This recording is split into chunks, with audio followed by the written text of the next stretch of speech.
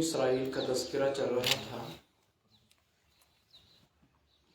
احکامات خداوندی کی ادائیگی میں وہ جس ہٹ گرمی کا مظاہرہ کرتے تھے، اسی کے ذیل میں بقرہ کا واقعہ کل آپ کے سامنے آیا تھا۔ اللہ نے انہیں گائے ذبح کرنے کا حکم دیا تاکہ ایک مقتول کے قاتل کے نام کو دریافت کیا جا سکے، معلوم کیا جا سکے، لیکن اس میں وہ لیت و لعل سے کام لیتے رہے۔ بہرحال فائنلی انہوں نے انشاءاللہ کہا اور انہوں نے وہ گائے حاصل کی، اس کو ذبح کر کے اس کے گوشت کو مقتول کے جسم سے لگایا اور یوں قاتل کا نام معلوم ہو گیا۔ مقتول نے زندہ ہو کر اپنے قاتل کا نام بولا۔ یہ اتنا عظیم الشان معجزہ تھا،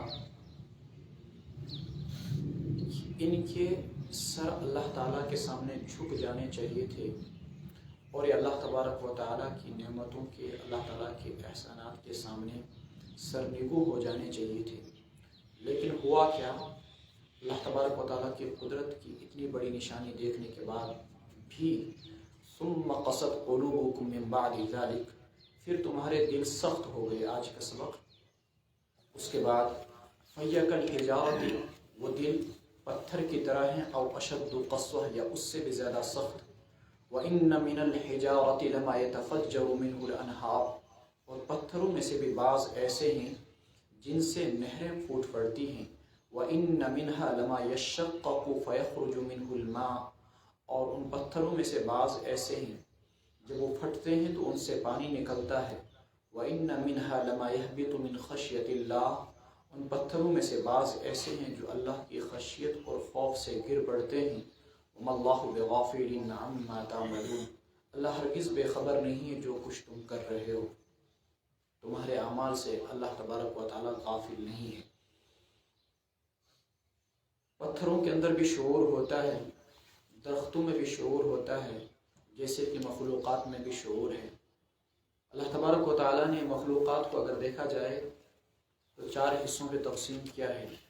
سب سے اعلیٰ اور اشرف انسان ہے، جو نامی، یعنی جس کے جسم کے اندر بڑھوتری بھی ہوتی ہے اور جس کو اللہ تعالیٰ نے عقل سے بھی نوازا اور جو حساس بھی ہے۔ اس کے بعد دیگر مخلوقات آتی ہیں۔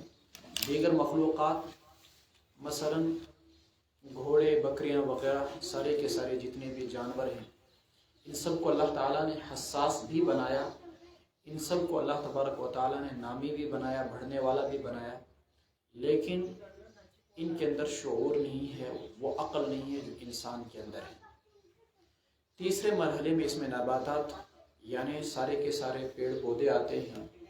ان میں اللہ تبارک و تعالیٰ نے نمو تو بنایا، یعنی بڑھوتری تو ہوتی ہے، لیکن نہ یہ حساس ہیں اور نہ ہی ان کے اندر عقل ہے۔ اور چوتھے مرحلے کی جو مخلوق ہے وہ جمادات، یعنی پتھر وغیرہ ہیں، جن کے اندر نہ نمو ہے، نہ حس ظاہری ہے اور نہ ہی شعور ہے۔ یہ تینوں چیزیں ان کے اندر مفقود ہیں۔ تو یہ چاروں کے چاروں جو مخلوقات، جمادات، نباتات، حیوانات اور انسان، ان میں سے ہر ایک اللہ تبارک و تعالیٰ کی تسبیح اپنی حیثیت سے، اپنے لحاظ سے، اپنے اعتبار سے کرتا ہے۔ کیسے؟ قرآن کریم کی آیت ہے وَإِن مِّن شَيْءٍ إِلَّا يُسَبِّحُ بِحَمْدِهِ وَلَكِن لَّا تَفْقَهُونَ تَسْبِيحَهُمْ، کوئی بھی چیز ایسی نہیں مگر یہ کہ ہر چیز اللہ تبارک و تعالیٰ کی تسبیح بیان کرتی ہے۔ شیء کے اندر جمادات پتھر بھی آتے ہیں، نباتات درخت بھی آتے ہیں، حیوانات بھی آتے ہیں اور انسان بھی آتا ہے۔ اب ان کی تسبیح کی کیا حیثیت ہے وہ اللہ تبارک و تعالیٰ ہی بہتر جانتے ہیں۔ أَلَمْ تَرَ أَنَّ اللَّهَ يُسَبِّحُ لَهُ مَن فِي السَّمَاوَاتِ وَالْأَرْضِ أَفَتَطْمَعُونَ أَن يُؤْمِنُوا لَكُمْ وَقَدْ كَانَ فَرِيقٌ مِّنْهُمْ يَسْمَعُونَ كَلَامَ اللَّهِ، کیا آپ یہ آرزو کرتے ہیں کہ وہ آپ پر ایمان لے آئیں گے؟ وَقَدْ كَانَ فَرِيقٌ مِّنْهُمْ يَسْمَعُونَ كَلَامَ اللَّهِ، حالانکہ ان میں سے ایک جماعت ایسی ہے جو اللہ کے کلام کو سنتی ہے۔ ثم يحرفونه، پھر وہ اللہ تعالیٰ کے اس کلام میں تحریف کرتے ہیں، من بعد ما عقلوه، اس کو سمجھنے کے بعد، وہ یعلمون، اور وہ جانتے ہوئے اللہ تبارک و تعالیٰ کے کلام کے اندر وہ تحریف کرتے ہیں. یہودیوں کے اندر بہت بڑا مرض تھا تحریف اور تبدیلی کا. اللہ تعالیٰ کے احکامات کے اندر بکثرت وہ تحریف کر دیا کرتے تھے، تبدیلی کر دیا کرتے تھے خواہشات نفسانی کے مطابق.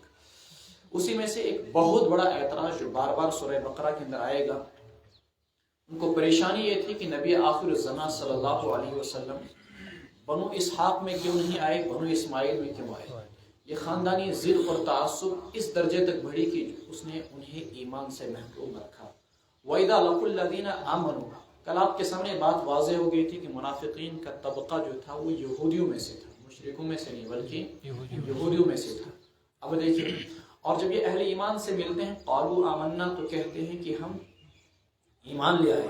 وَإِذَا خَلَا بَعْضُهُمْ إِلَى بَعْضٍ، اور جب وہ ان میں سے بعض اپنے بعض کے ساتھ ملتے ہیں تنہائیوں کے اندر، قالوا، تو کہتے ہیں أَتُحَدِّثُونَهُم بِمَا فَتَحَ اللَّهُ، کیا تم ان کے سامنے وہ چیزیں بیان کرتے ہو جو اللہ نے تم پر کھول دی ہیں، بِمَا فَتَحَ اللَّهُ عَلَيْكُمْ لِيُحَاجُّوكُمْ بِهِ عِندَ رَبِّكُمْ، تاکہ یہ مسلمان حجت میں تم پر غالب آ جائیں اللہ تعالیٰ کے یہاں.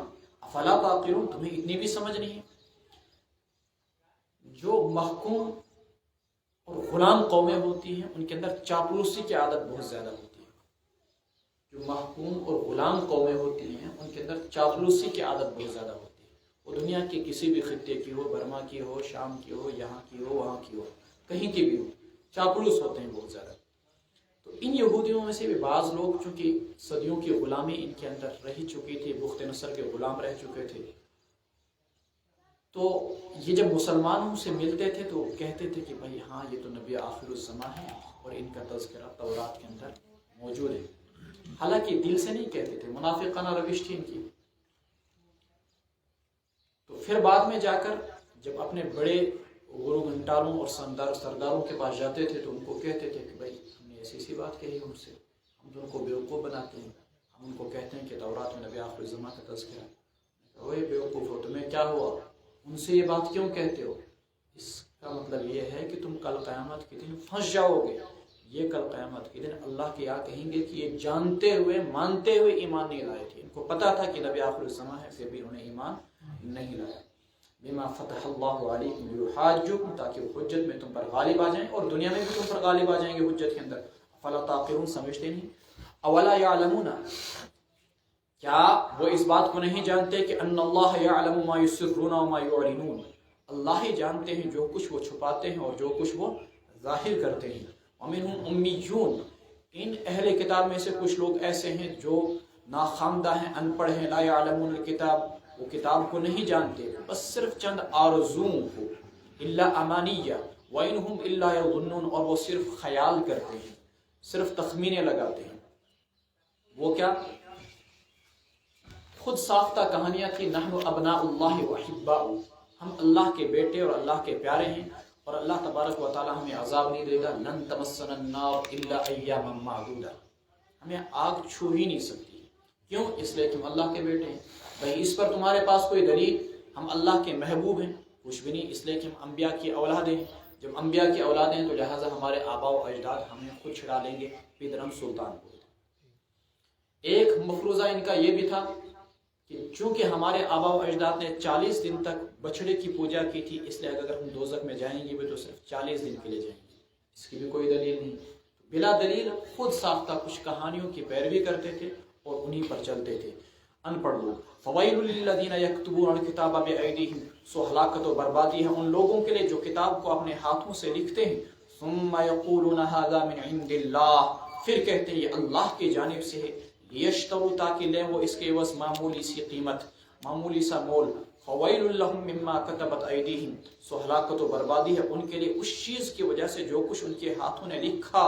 وویل لہم، اور ہلاکت و بربادی ہے ان کے لیے اس چیز کی وجہ سے جو کچھ وہ کماتے ہیں. وقالو، اور وہ کہتے ہیں لن تمسنا النار الا ایاما معدودہ، ہمیں آگ چھو ہی نہیں سکتی مگر گنتی کے چند دن. قل اتخذتم عند اللہ عہدا،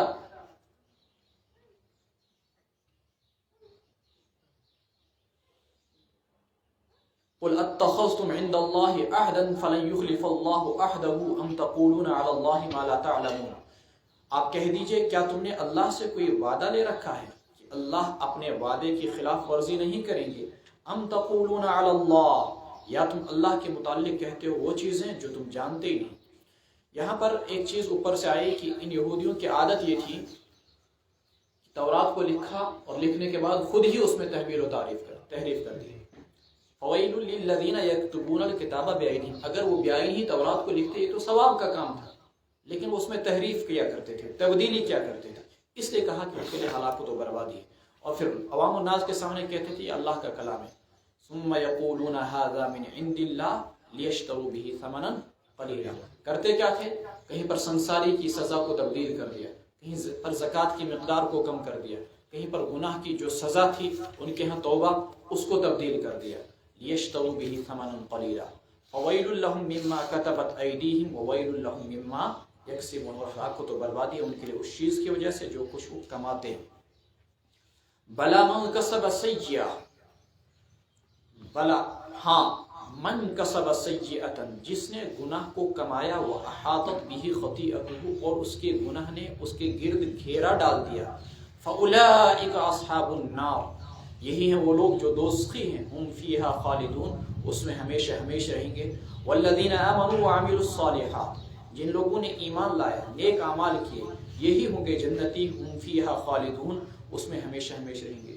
اس ساتھی نے عرض کیا ہے کہ ہر لفظ کا الگ الگ سے ترجمہ کیا جائے تو جو مشکل الفاظ ہوں گے ان کی تو تشریح کر دی جائے گی، لیکن اگر ہر لفظ کو ہم الگ سے ترجمہ کرنے بیٹھیں تو وقت طلب وہ کام ہے، پھر ہمیں تفسیر کو پورا کرنے میں دشواری ہو جائے گی۔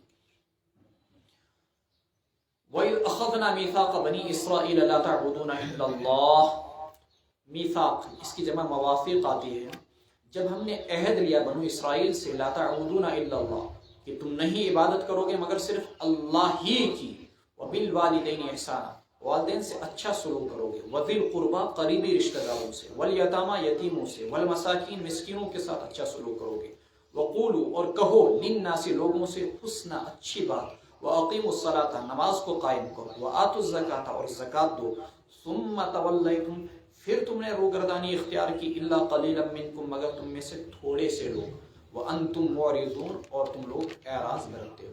کل میں نے آپ کے سامنے عرض کیا تھا کہ یہ جو دونوں آپ کے سامنے نقشے ہیں، اس سائڈ اور اس سائڈ میں تقریباً یہ 18 صفحات ہیں۔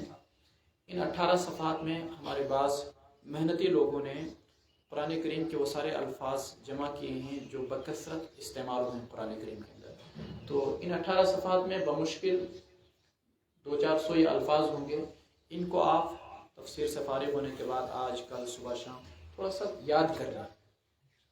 جب آپ ان کو یاد کر لیں گے تو اس کا فائدہ یہ ہوگا کہ قرآن کریم کے 80% الفاظ آپ کے سامنے آ جائیں گے، یعنی یہ وہ الفاظ ہیں جو قرآن میں بار بار استعمال ہوئے ہیں، بار بار دہرائے گئے۔ تو پھر جب ہم ترجمہ کریں گے تو آپ کو ترجمہ کے سمجھنے کے اندر دشواری نہیں ہوگی، خصوصاً جو بچے پہلی بار قرآن کریم کے ترجمے میں بیٹھے ہیں، تو جیسے لا، نعم، بلا، لاکن، لاکلما، کلما، کلا، یہ سب ترجمہ ان کو بیٹھ جائے گا تو سہولت ہو جائے گی ترجمے کی سمجھنے میں انشاءاللہ۔ تو یہ کچھ عہد لیے گئے تھے بنو اسرائیل سے جن کا قرآن کریم نے یہاں پر تذکرہ کیا، والدین کے ساتھ حسن سلوک، قریبی رشتہ داروں کے حسن سلوک، یتیموں کے ساتھ، مسکینوں کے ساتھ بھلی بات کہنا، نماز کو قائم کرنا، زکوٰۃ کو ادا کرنا۔ قرآن کریم نے یہ چیزیں بیائی آپ کے سامنے نقل کر دی، لیکن وہ اس پر قائم رہے؟ اکثر لوگ قائم نہ رہے، بلکہ اکثر لوگوں نے انحراف کیا۔ ثم تولیتم الا قلیلا منکم وانتم معرضون۔ وَإِذْ أَخَذْنَا مِيثَاقَكُمْ لَا تَسْفِكُونَ دِمَاءَكُمْ، اور وہ وقت بیان کرنے کے لائق ہے جب ہم نے تم سے عہد لیا، لا تسفکون، سفک یسفک سفکا، تم خون نہیں بہاؤ گے، ولا تخرجون انفسکم من دیارکم، اور نہیں تم یہودیوں کو اپنے گھروں سے، اپنے وطنوں سے نکالو گے، ثم اقررتم پھر تم نے اقرار کیا، وانتم تشہدون اور تم اس کے گواہ ہو۔ اللہ تبارک و تعالیٰ نے بنو اسرائیل سے 3 عہد لیے تھے۔ پہلا عہد جو اللہ تعالیٰ نے ان سے لیا تھا کہ ایک یہودی دوسرے یہودی کو کبھی جلا وطن نہیں کرے گا۔ ان آیات کو سمجھنے کے لیے اس پس منظر کو سمجھنا ضروری ہے، اس صفحے کو۔ دوسرا عہد ان سے یہ لیا تھا کہ ایک یہودی دوسرے یہودی کو کبھی قتل نہیں کرے گا۔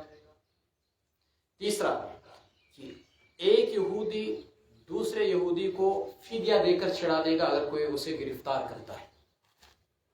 اگر کوئی اسے گرفتار کرتا ہے تو ایک یہودی دوسرے یہودی کو فدیہ دے کر چھڑا دے گا۔ ہوا کیا مدینہ طیبہ کے اندر دو قبیلے آباد تھے مشرکین کے، اوس اور خزرج۔ یہودیوں کے بھی دو قبیلے آباد تھے، بنو نذیر اور بنو قریظہ۔ بنو قریظہ کی دوستی تھی اوس کے ساتھ۔ بنو قریظہ کی دوستی کن کے ساتھ تھی؟ تھوڑا سا یہ سمجھنا یاد رکھنا ضروری ہے۔ اور بنو نذیر کی دوستی تھی خزرج کے ساتھ۔ اوس اور خزرج کی آپس میں شدید جنگ چلتی رہتی تھی صدیوں تک، تقریباً 120 سال تک ان کی جنگ چلی۔ اور اللہ تعالیٰ کا ایک ہی حیرت انگیز نظام تھا، اس خون ریز جنگ کے اندر ان کے تمام تر سردار، زعما، بڑے بڑے جگادری، چودھری، سب کے سب مار دیے گئے۔ حضرت عائشہ رضی اللہ تعالیٰ عنہ فرماتی ہیں جب ان کے سارے سردار دنیا سے رخصت ہو گئے، کوئی ان کے اندر بڑا رہا ہی نہیں، رسول اکرم صلی اللہ علیہ وسلم کی بعثت ہوتی ہے، آپ مدینہ طیبہ میں تشریف لائے۔ اللہ تعالیٰ کا نظام دیکھیے، آپ کی مخالفت کرنے والا کوئی وہاں تھا ہی نہیں سوائے ایک دو عبداللہ ابن ابی۔ اگر ان کی یہ جنگ نہ چلتی، ان کے سردار نہ مارے جاتے، آپ صلی اللہ علیہ وسلم کی شدید مخالفت ہوتی، کیونکہ دنیا کے ہر دور کے اندر، ہر خطے کے اندر، ہر گاؤں کے اندر ایک معمولی سے سرپنچ کیوں نہ ہو، وہ بھی اپنے اقتدار کی حفاظت کی خاطر اسے وقت کے نبی کی مخالفت کرنی پڑے کر دیتا ہے۔ اقتدار کی چاہت اور طمع اور حرص اور لالچ کی بڑی بھیانک چیز ہوتی ہے۔ چنانچہ اوس و خزرج کی جنگ آپس میں چل رہی ہے، تو اس جنگ کے اندر یہودیوں کے دونوں قبیلے، بنو قریظہ اوس کے ساتھ لڑتا تھا، اوس کے ساتھ مل کر بنو خزرج کے خلاف لڑتا تھا، اور ادھر سے بنو خزرج کے ساتھ بنو قریظہ تھے، خزرج کے ساتھ بنو قریظہ تھے۔ تو بنو قریظہ والے خزرج والوں کے ساتھ مل کر، بنو نذیر والے خزرج کے ساتھ مل کر ادھر اوس کے خلاف لڑتے تھے۔ نتیجہ کیا ہوا کہ بل واسطہ، انڈائریکٹلی بنو نذیر اور بنو قریظہ آپس میں ٹکراتے، اگرچہ ایک دوسرے کی ڈائریکٹ ان کی جنگ نہیں تھی، جنگ اوس اور خزرج کی تھی، لیکن دونوں کے حلیف تھے دو قبیلے، تو جنگ چل رہی تھی اوس اور خزرج کی۔ اوس اور خزرج کی جنگ کے تناظر میں اس کی ضمن کے اندر بنو نذیر اور بنو قریظہ آپس میں ٹکرا گئے، اور ٹکراتے ہوئے باضابطہ بنو قریظہ نے بنو نذیر کے آدمیوں کو قتل کیا، حالانکہ دونوں یہودی۔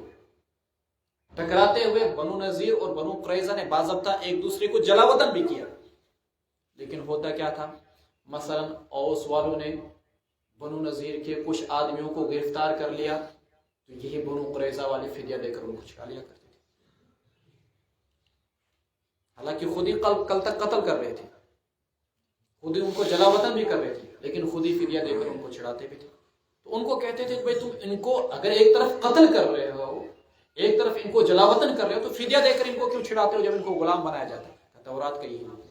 اللہ تعالیٰ نے ان آیات کے اندر یہی چیز بتلائی ان کو۔ تورات کا صرف یہ حکم نہیں تھا کہ تم فدیہ دے کر ان کو چھڑاؤ، تورات کے 3 حکم تھے۔ ایک دوسرے کو آپس میں قتل نہیں کرو گے، ایک دوسرے کا خون نہیں بہاؤ گے، ایک دوسرے کو جلا وطن نہیں کرو گے، اور ایک دوسرے کی معاونت کرو گے، فدیہ دے کر چھڑاؤ گے۔ تم نے بعض احکامات پر تو عمل کیا، لیکن بعض کو چھوڑ دیا، یہ تمہاری کھلی ہوئی منافقت ہے۔ وَلَا تُخْرِجُونَ أَنفُسَكُم مِّن دِيَارِكُمْ ثُمَّ أَقْرَرْتُمْ وَأَنتُمْ تَشْهَدُونَ ثُمَّ أَنتُمْ هَؤُلَاءِ تَقْتُلُونَ أَنفُسَكُمْ وَتُخْرِجُونَ فَرِيقًا مِّنكُم مِّن دِيَارِهِمْ، پھر تم لوگ هَؤُلَاءِ تَقْتُلُونَ أَنفُسَكُم، یہ دیکھو یہ لوگ تقتلون انفسکم آپس میں ایک دوسرے کو قتل کرتے ہو، وتخرجون فریقا منکم من دیارہم، اور نکال دیتے ہیں تم میں سے ایک جماعت دوسری ان کے گھروں سے، تظاہرون علیہم، تظاہر باب تفاعل کا مصدر ہے، مدد کرتے ہو تم ان کے خلاف، بالاسم گناہ کے ذریعے سے، والعدوان اور زیادتی کے ذریعے سے، وَإِن يَأْتُوكُمْ أُسَارَىٰ تُفَادُوهُمْ وَهُوَ مُحَرَّمٌ عَلَيْكُمْ إِخْرَاجُهُمْ، اور اگر وہ آتے ہیں تمہارے پاس قیدی بن کر اسیر ان کی جمع، تفادوہم تم انہیں فدیہ دے کر چھڑا دیتے ہو، وَهُوَ مُحَرَّمٌ عَلَيْكُمْ حالانکہ حرام تھا تم پر ان کو نکالنا، افتؤمنون ببعض الکتاب وتکفرون ببعض، کیا تم بعض کتاب پر ایمان لاتے ہو، وتکفرون ببعض اور بعض کتاب کا انکار کرتے ہو، فما جزاء من يفعل ذلك منكم الا خزي في الحیاة الدنیا، سو کیا بدلہ ہوگا اس شخص کا جو تم میں سے ایسا کرے، الا خزي في الحیاة الدنیا سوائے رسوائی کے دنیاوی زندگی کے اندر، وَيَوْمَ الْقِيَامَةِ يُرَدُّونَ إِلَىٰ أَشَدِّ الْعَذَابِ اور قیامت کے دن انہیں لوٹایا جائے گا سخت ترین عذاب کی طرف، وَمَا اللَّهُ بِغَافِلٍ عَمَّا تَعْمَلُونَ اللہ تبارک و تعالیٰ ہرگز بے خبر نہیں ہے جو کچھ تم کر رہے ہو۔ أُولَٰئِكَ الَّذِينَ اشْتَرَوُا الْحَيَاةَ الدُّنْيَا بِالْآخِرَةِ یہی ہیں وہ لوگ جنہوں نے دنیاوی زندگی کو खरीद ली, दुनियावी ज़िंदगी को बेच दिया, आखिर दुनियावी ज़िंदगी को मोल में ले लिया बिल आखिरत, आखिरत के एवज में। फला युखफ़फ़ु अन्हुमुल अज़ाबु, बस हरगिज़ उनसे अजाब को हल्का नहीं किया जाएगा। वला हुम युनसरून, और नहीं उनकी मदद की जाएगी। एक जुमला देखिए ऊपर, फमा जज़ाउ मन यफ़अलु ज़ालिका मिनकुम इल्ला ख़िज़्युन, जो शख्स ऐसा करेगा उसको दुनियावी ज़िंदगी के अंदर रुस्वाई की सज़ा होगी। आज बज़ाहिर यहूदी कितने ताकतवर हैं, लेकिन यूरोप में जाइए शदीद तरीन नफरत दुनिया इनसे करती है। अमेरिका में यहूदियों से शदीद नफरत की जाती है, और अरब दुनिया की तो उनसे नफरत तो वाज़ेह है। चाहे अरब दुनिया कितनी भी इस वक्त अखलाकी लिहाज से गई गुजरी हो, लेकिन इस पर तकरीबन सभी अरब मुत्तफ़िक़ हैं कि यहूदी हमारे कट्टर दुश्मन हैं और उनसे हमें नफरत करनी है। वलक़द आतैना उलाइका लज़ीना इश्तरौल हयात दुनिया, ले लिया, इश्तरा के माना आते हैं अमूमन खरीदने की, लेकिन यहाँ पर आप तर्जुमा करेंगे ले लिया, उन्होंने दुनियावी ज़िंदगी को तरजीह दी, उन्होंने हासिल किया उन्होंने दुनियावी ज़िंदगी को आखिरत के एवज़ में। इन्हें होना ये चाहिए था कि नबी आखिर ज़मां सल्लल्लाहु अलैहि वसल्लम पर ईमान लाते, अपनी आखिरत बचाते, जन्नत को हासिल कर लेते, लेकिन हुआ क्या, उन्होंने आखिरत को छोड़कर दुनियावी इक़्तिदार को तरजीह दी, दुनियावी मफादात को तरजीह दी। वलक़द आतैना मूसल किताब वक़फ़ैना मिन बादिही बिर्रुसुल, हमने मूसा अलैहिस्सलातु वस्सलाम को किताब दी, वक़फ़ैना मिन बादिही बिर्रुसुल, और उनके बाद हमने लगातार, उनके पीछे हमने लगातार पैगंबरों को भेजा। व आतैना ईसा इब्न मरियम अल बय्यिनात, और हमने ईसा इब्न मरियम को वाज़ेह दलाइल दिए। व अय्यदनाहु बिरूहिल कुदुस, और उनको तक़वियत दी हमने रूहुल कुदुस जिब्रील अमीन के ज़रिए से। अफ़कुल्लमा जाअकुम रसूलुम बिमा ला तहवा, भला जब जब तुम्हारे पास कोई पैगंबर आया, बिमा ला तहवा अनफुसुकुम मुस्तकबरतुम, जो तुम्हारी ख्वाहिशात नफसानी के मुताबिक नहीं होता तो तुमने तकब्बुर किया।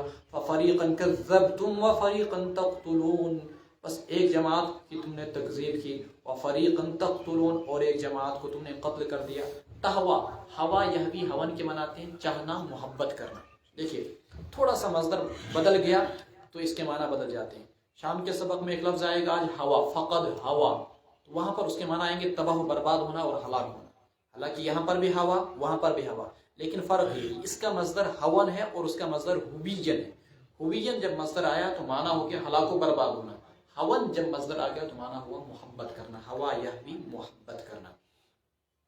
अल्लाह तबारक व तआला ने मूसा अलैहिस्सलाम को के बाद मैंने बताया था तकरीबन 4000 पैगंबर इनके अंदर आए, लेकिन होता है कि जब भी पैगंबर इनको सच्ची बात, सीधी बात समझाता तो मानते नहीं, बल्कि तकब्बुर करते, और ऊपर से दूसरा जुल्म बालाई जुल्म क्या करते, वक़फ़ैना मिन बादी बिरुसुल बिमा ला तहवा अनफुसुकुम मुस्तकबरतुम। पैगंबर ने अगर उनको बताया कि मसलन सूद हराम है मत खाओ, तो पैगंबर ही को कत्ल कर दिया। आजकल हमारे यहाँ बाज़ अइम्मा के साथ, बेचारों के साथ ये सलूक होता है, वो अगर हक बात बोलते हैं तो मुतवल्ली उनकी छुट्टी कर देती। मसलन उन्होंने सूद पर तकरीर कर दी, उन्होंने जहेज़ पर तकरीर कर दी, उन्होंने रस्म व रवाज पर तकरीर कर दी, या कोई ऐसी बात कह दी जो मिजाज मुतवल्ली के ख़िलाफ़, हाँ मिजाज शरीयत के मुआफ़िक क्यों ना हो, तो उसकी छुट्टी कर देते हैं।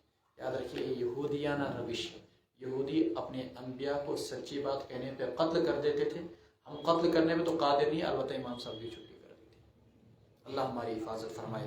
एक ही दिन के अंदर इन्होंने तकरीबन 40 अम्बिया को कत्ल किया, और जब उनको समझाने लगे उनके मोतबर तरीन बुजुर्ग 170 बुजुर्गों को दिन में कत्ल किया था। ऐसे जालिम लोग थे।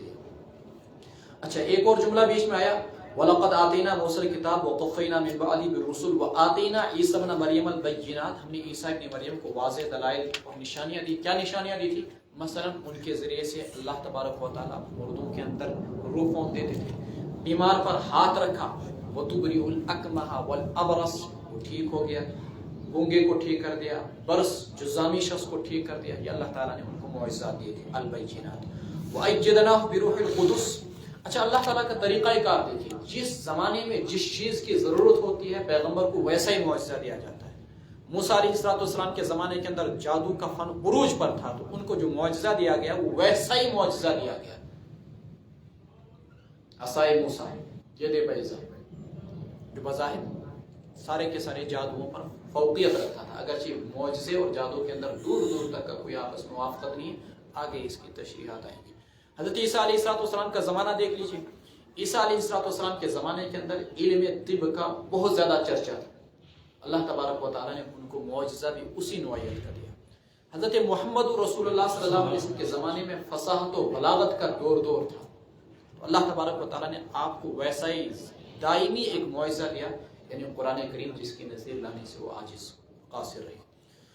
البینات وأیدناہ بروح القدس، اور ہم نے ان کی تقویت پہنچائی ان کو روح القدس کے ذریعے سے. مشکات کے 7ویں 8ویں صفحے پر ایک حدیث ہے، دور حدیث کہ بچوں نے پڑھ لی ہوگی. جب اللہ تبارک و تعالیٰ کسی بچے کو دنیا میں بھیجتے ہیں تو ہوتا یہ ہے کہ شیطان اس کو یہاں پر کچوکے مارتا ہے، مکے مارتا ہے، جس کی وجہ سے بچہ چیختا ہے پیدائش کے وقت.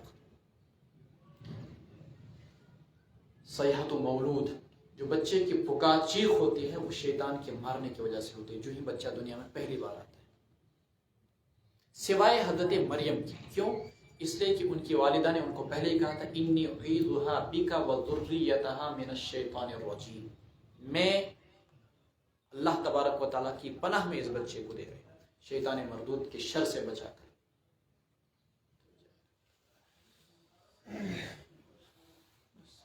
انی اعیذھا بک وذریتھا من الشیطان الرجیم. اس لیے حضرت عیسیٰ علیہ السلام کی حفاظت پیدائش ہی کے وقت،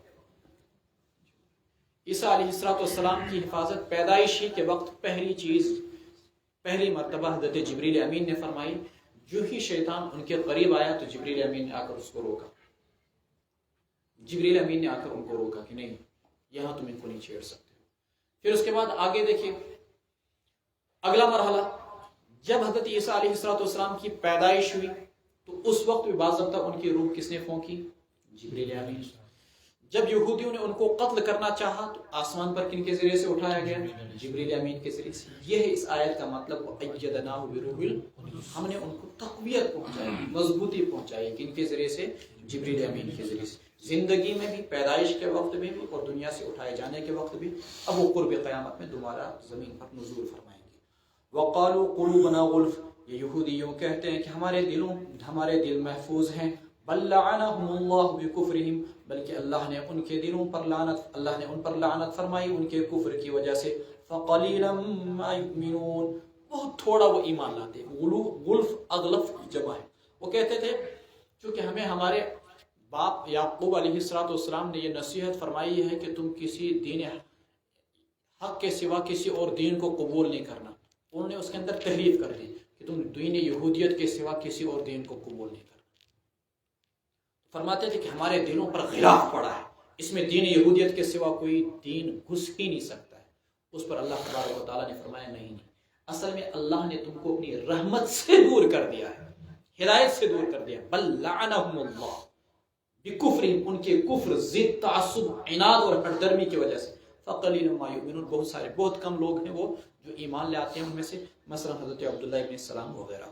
ولما جاءہم کتاب من عند اللہ، جب ان کے پاس آئی کتاب اللہ کے یہاں سے، مصدق لما معہم، جو کہ تصدیق کرنے والی تھی اس چیز کی جو ان کے ساتھ تھی، یعنی تورات کی. وَكَانُوا مِن قَبْلُ يَسْتَفْتِحُونَ عَلَى الَّذِينَ كَفَرُوا، اور وہ اس سے پہلے اللہ تبارک و تعالیٰ سے فتح کی دعائیں کیا کرتے تھے ان لوگوں کے خلاف جنہوں نے کفر کیا. فَلَمَّا جَاءَهُم مَّا عَرَفُوا، پس جب آئی ان کے پاس وہ چیز جسے وہ پہچانتے تھے، كَفَرُوا بِهِ، تو انہوں نے اس کا یا وہ کتاب یا وہ پیغمبر جسے وہ پہچانتے تھے، کفروا بھی، تو انہوں نے اس کا انکار کر دیا. فلعنت اللہ علی الکافرین، سو اللہ کی لعنت ہو کافروں پر. قرآن کریم آیا اور قرآن کریم نے کہا تورات اللہ کی کتاب ہے. ولما جاءہم کتاب من عند اللہ مصدق لما معہم. اس سے پہلے ہوتا کیا تھا، جب بھی ان کی مشرکین سے لڑائی جھگڑا ہوا کرتا تھا تو یہ یوں کہتے تھے ہماری کتابوں میں پیشن گوئی ہے کہ نبی آخر الزمان آنے والے ہیں، دھیان رکھو جب وہ نبی آخر الزمان آئیں گے نا ان کے ساتھ مل کر ہم تمہارے خلاف جنگ لڑیں گے، پھر تم کو مزہ چکھائیں گے. تو یہ بات اتنی کثرت کے ساتھ کہی گئی تھی کہ یہود اوس و خزرج مدینہ کے مشرکوں کے ذہنوں دلوں میں، مدینہ کے لوگوں کے دل و دماغ کے اندر یہ بات رچ بس گئی تھی نبی آخر الزمان آنے والے. اسی لیے ہجرت کے موقع پر ان لوگوں نے، بیعت کے موقع پر انصار مدینہ نے اسلام قبول کرنے میں سبقت کی. اچھا ہوا کیا، جب پیغمبر آیا یہ دعا مانگا کرتے تھے اللہ تعالیٰ سے، خدا یا نبی آخر الزمان کو بھیج تاکہ ہم ان کے ساتھ مل کر مشرکوں کے خلاف جہاد کریں. جب وہ پیغمبر آیا فلما جاءہم ما عرفوا کفروا بہ، جسے وہ پہچانتے تھے، جب وہ آیا ان کے پاس جسے وہ پہچانتے تھے، کس سے؟ نشانیوں کے ذریعے سے جو تورات میں دی گئی تھی، انہوں نے اس کا انکار کر دیا، کفروا به فلعنۃ اللہ علی الکافرین۔ مفسرین نے دونوں ترجمہ کیے، جب وہ کتاب آئی جسے وہ پہچانتے تھے، یعنی قرآن کریم کو، جو وہ پیغمبر آیا جسے وہ پہچانتے تھے، فلعنۃ اللہ علی الکافرین، سو اللہ کی لعنت ہو، دھتکار ہو، پھٹکار ہو کافروں پر۔ کیوں ایمان نہیں لایا؟ مانا بتا چکا ہوں میں، اس لیے ایمان نہیں لایا کہ یہ نبی آخر الزمان صلی اللہ علیہ وسلم بنو اسحاق میں کیوں نہیں آئے، بنو اسماعیل کے اندر کیوں آئے؟ اس خاندانی ضد، تعصب اور ہر دھرمی کی وجہ سے۔ بئس ما اشتروا به انفسهم، بہت ہی بری ہے وہ چیز جس کے ذریعے سے انہوں نے، جس کے عوض میں انہوں نے اپنے آپ کو بیچ دیا۔ ان یکفروا بما انزل اللہ، کہ انہوں نے کفر کیا محض اس وجہ سے کہ اللہ نے، بما انزل اللہ، اس وجہ سے کہ اللہ نے اتارا، بغین، اللہ نے اتارا، دین حق اتارا۔ اب یہاں پر جملہ محذوف نکلے گا، اللہ نے بنو اسحاق کے اندر پیغمبر کو کیوں نہیں بھیجا، اللہ نے بنو اسماعیل کے اندر پیغمبر کیوں بھیجا؟ بغین، ضد کی وجہ سے، ان ینزل اللہ من فضلہ، کہ اللہ تبارک و تعالیٰ اتارتا ہے اپنے فضل میں سے، علی من یشاء، جس پر چاہتا ہے اپنے بندوں میں سے، یعنی کتاب کو۔ فباؤوا بغضب علی غضب، با یبو کے معنی آتے ہیں لوٹنے کے، لیکن جب با کا صلہ بھی آتا ہے تو اس کے معنی آتے ہیں لوٹانے کے۔ سو وہ لوٹائے گئے، لوٹے وہ غضب مال غضب کے ساتھ، وہ غضب بالائے غضب کے مستحق ٹھہرے۔ وللکافرین عذاب مہین، اور کافروں کے لیے دردناک عذاب ہوگا۔ تو محض اس ضد کی وجہ سے کہ ان کے اندر پیغمبر کیوں نہیں آیا، انہوں نے ایمان نہیں لایا۔ وَإِذَا قِيلَ لَهُمْ آمِنُوا بِمَا أَنزَلَ اللَّهُ قَالُوا نُؤْمِنُ بِمَا أُنزِلَ عَلَيْنَا، اور جب ان سے کہا جاتا تم ایمان لے آؤ اس چیز پر جو اللہ نے اتاری، قالوا نؤمن بما انزل علینا، تو کہتے ہیں ہم ایمان لائیں گے اس چیز پر جو ہمارے اوپر اتاری گئی، ویکفرون بما وراءہ، اور وہ انکار کرتے ہیں اس چیز کا جو اس کے سوا ہے، وهو الحق، حالانکہ وہ کتاب برحق ہے، مصدقا، تصدیق کرنے والی ہے، لما معهم، اس کتاب کی جو ان کے ساتھ ہے۔ قل فلم تقتلون انبیاء اللہ، آپ کہیے ان سے تم کیوں قتل کرتے ہو اللہ کے پیغمبروں کو اس سے پہلے، ان کنتم مؤمنین، اگر تم سچے ہو۔ یہ وہی بات آئی جس کا میں نے ابھی آپ کے سامنے تھوڑی دیر پہلے تذکرہ کیا، جب ان سے کہا جاتا تھا ایمان لے آؤ اللہ کی کتاب پر، تو کہتے کہ ہم ایمان لے آئیں گے صرف اس کتاب پر جو ہمارے اوپر اتاری گئی، وَيَكْفُرُونَ بِمَا وَرَاءَ، اور اس کے سوا جو دیگر کتابیں ہیں اس کا وہ انکار کیا کرتے تھے۔ وَهُوَ الْحَقُّ مُصَدِّقًا لِمَا مَعَهُ، کیوں بھائی؟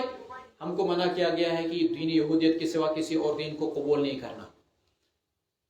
قل فلم تقتلون انبیاء اللہ، اللہ تبارک و تعالیٰ نے دلیل الزامی کے ذریعے سے بتایا کہ تم یہ کہتے ہو کہ ہمیں کہا گیا صرف اسی پیغمبر پر ایمان لانا جو بنو اسحاق میں آئے، تم نے بنو اسحاق میں آنے والے پیغمبروں کو قتل کیوں کیا؟ پھر اگر تم اپنے اس دعوے کے اندر سچے ہو تو ان پیغمبروں کو کیوں قتل کیا جو تم ہی کے اندر سے آئے تھے، تمہارے اندر سے آئے تھے، ان کو کیوں قتل کیا؟ فَلِمَ تَقْتُلُونَ أَنْبِيَاءَ اللَّهِ مِنْ قَبْلُ إِن كُنْتُمْ مُؤْمِنِينَ، جھوٹے ہو۔ وَلَقَدْ جَاءَكُمْ مُوسَىٰ بِالْبَيِّنَاتِ، تم تو وہی لوگ ہو کہ موسیٰ علیہ السلام تمہارے پاس واضح دلائل اور نشانیاں لے کر آئے تھے۔ ثُمَّ اتَّخَذْتُمُ الْعِجْلَ، پھر تم نے بچڑے کی پوجا کی اس کے بعد، وَأَنْتُمْ ظَالِمُونَ، اور تم ظلم کرنے والے تھے۔ وَإِذَا أَخَذْنَا، وہ وقت بھول گیا جب ہم نے تم سے عہد لیا، وَرَفَعْنَا فَوْقَكُمُ الطُّورَ، اور ہم نے تمہارے اوپر طور کو لایا، خود بلند کیا۔ خُذُوا مَا آتَيْنَاكُمْ بِقُوَّةٍ، پکڑو اس چیز کو جو ہم نے تم کو دی طاقت کے ساتھ، وَاسْمَعُوا، اور غور سے سنو۔ قالوا سمعنا، تو کہنے لگے ہم نے سنا، وعصینا، ہم نے نافرمانی کی، واشربوا فی قلوبہم العجل، ان کے دلوں کے اندر بچڑے کی محبت پلا دی گئی تھی، بکفرہم، ان کے کفر کی وجہ سے۔ یعنی آپ یہ نہ سمجھنا کہ بنو اسرائیل نے کوئی غلطی سے بچڑے کی پوجا کی تھی یا 4 دن کے لیے کی تھی، نہیں، ان کے اندر گوسالہ پرستی کی محبت بٹھا دی گئی تھی، ان کے رگ و ریشے کے اندر وہ چیز بسا دی گئی تھی۔ جیسے آج کل کے حکومت کے اندر آپ دیکھیں گے کہ بت پرستی کی محبت بٹھا دی گئی ہے، ایسے ہی یہودیوں کے ساتھ بھی ہوا تھا۔ قل بئس ما یأمرکم بہ ایمانکم، آپ کہہ دیجئے بہت ہی بری ہے وہ چیز جس کا تمہارا ایمان تمہیں حکم دیتا ہے، ان کنتم مؤمنین، اگر تم مومن ہو۔ اگر تم اسی کو ایمان کہتے ہو، گوسالہ پرستی کو، بچڑے کی پوجا کرنے کو، تو بچڑے کی پوجا، گائے کی پوجا، یہ بہت بری چیز ہے جس کا تمہارا ایمان تمہیں حکم دیتا ہے۔ تو بنو اسرائیل گائے کی پوجا کریں وہ ہو گئے برے، اور آج کل کے ہنود گائے کی پوجا کریں وہ ہو گئے اچھے، یہ ناممکن ہے۔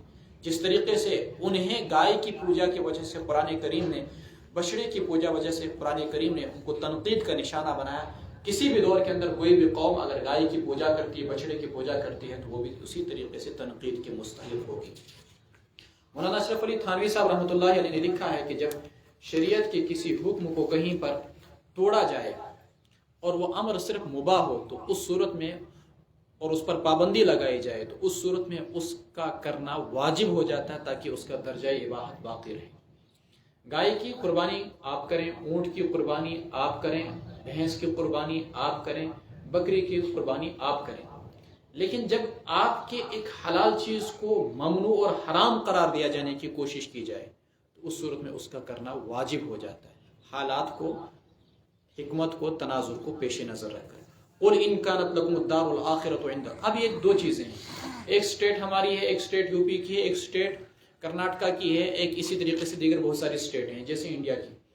کچھ سٹیٹوں میں باضابطہ گائے کو ذبح کیا جاتا ہے، تو وہاں کے مسلمانوں کو چاہیے کہ خوب گائے کو ذبح کریں جہاں پر ان کو کوئی سزا نہیں دی جاتی، تاکہ کم سے کم وہ حلت برقرار رہے اور حکومت اس کو ختم نہ کر سکے۔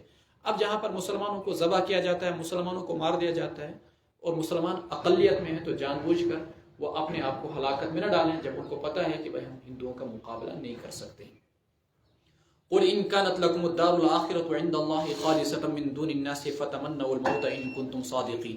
آپ کہہ دیجئے اگر تمہارے لیے آخرت کا گھر ہے اللہ کے یہاں خالص لوگوں کو چھوڑ کر، فتمنوا الموت ان كنتم صادقين، تو موت کی تمنا کرو اگر تم سچے ہو۔ ولن يتمنوا ابدا بما قدمت ايديهم، وہ ہرگز کبھی بھی موت کی تمنا نہیں کریں گے اپنے ان کرتوتوں کی وجہ سے جو انہوں نے آگے بھیجی ہیں۔ واللہ علیم بالظالمین، اللہ تعالیٰ ظالموں کو خوب جاننے والے ہیں۔ یہ یوں کہا کرتے تھے جنت کے حقدار ہم، لن يدخل الجنہ الا من كان هودا او نصارى، تم کتنی ہی عبادتیں کر لو، نمازیں پڑھ لو، زکات دے دو، روزے رکھو، جنت تو ہماری ہے، گسن چھ اسی جنتس۔ اس پر آج کے پیر شوانان ایسے تو پڑھتو قرآن، تو پڑھتو نماز، تو دیتو زکات، تو کرتو اعتکاف، گسن چھ جنتس ایسی بھی نماز پڑھنے کے اکشن دستگیر سو۔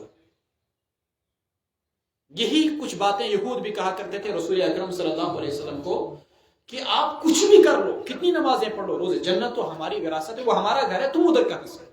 اللہ تبارک و تعالیٰ نے کہا جنت میں جانے کی ایک ہی سبیل ہے کہ تم مر جاؤ، تم مر جاؤ گے تبھی تو جنت میں جا سکتے ہو۔ جب جنت تمہارا ہی گھر ہے، تمہارا ہی ٹھکانہ ہے، تو پھر موت کی تمنا کرو نا۔ وَلَن يَتَمَنَّوْا، تم موت کی کبھی تمنا نہیں کر سکتے ہو، ابدا بما قدمت ایدیہم واللہ علیم بالظالمین۔ وَلَتَجِدَنَّهُمْ أَحْرَصَ النَّاسِ عَلَى حَيَاءٍ، اور آپ پائیں گے انہیں احرص الناس علی حیا، لوگوں میں سے سب سے زیادہ زندگی کے حریص، ومن الذین اشرکوا، مشرکوں سے بھی زیادہ ہے، مشرکوں سے بھی زیادہ ان کو آپ زندگی کے حریص پاؤ گے۔ آپ اس کے دیکھ سکتے ہیں اگر ایک اسرائیلی مر جاتا ہے پورے اسرائیل میں کوہرام پھیل جاتا ہے، یہ زندگی کے بڑے حریص ہیں۔ یود احدہم، آج بھی یود احدہم، ان میں سے ایک تمنا کرتا ہے، لو یعمر الف سنہ، ہر ایک تمنا کرتا ہے کاش اس کو 1000 سال عمر دے دی جائے، یعمر عمر دے دی جائے۔ وما هو بمزحزح، زحزح یزحزح زحزحۃ، بچانا، ہٹانا، اور یہ چیز اس کو بچا نہیں سکتی ہے عذاب سے۔ کون سی چیز؟ ان یعمر، یہ کہ اس کو لمبی عمر دے دی جائے۔ واللہ بصیر بما یعملون، اللہ خوب دیکھ رہا ہے جو کچھ وہ کرتے ہیں۔ مضمون مکمل۔ یہاں سے آگے دوسرا مضمون، قل من کان عدوا لجبریل۔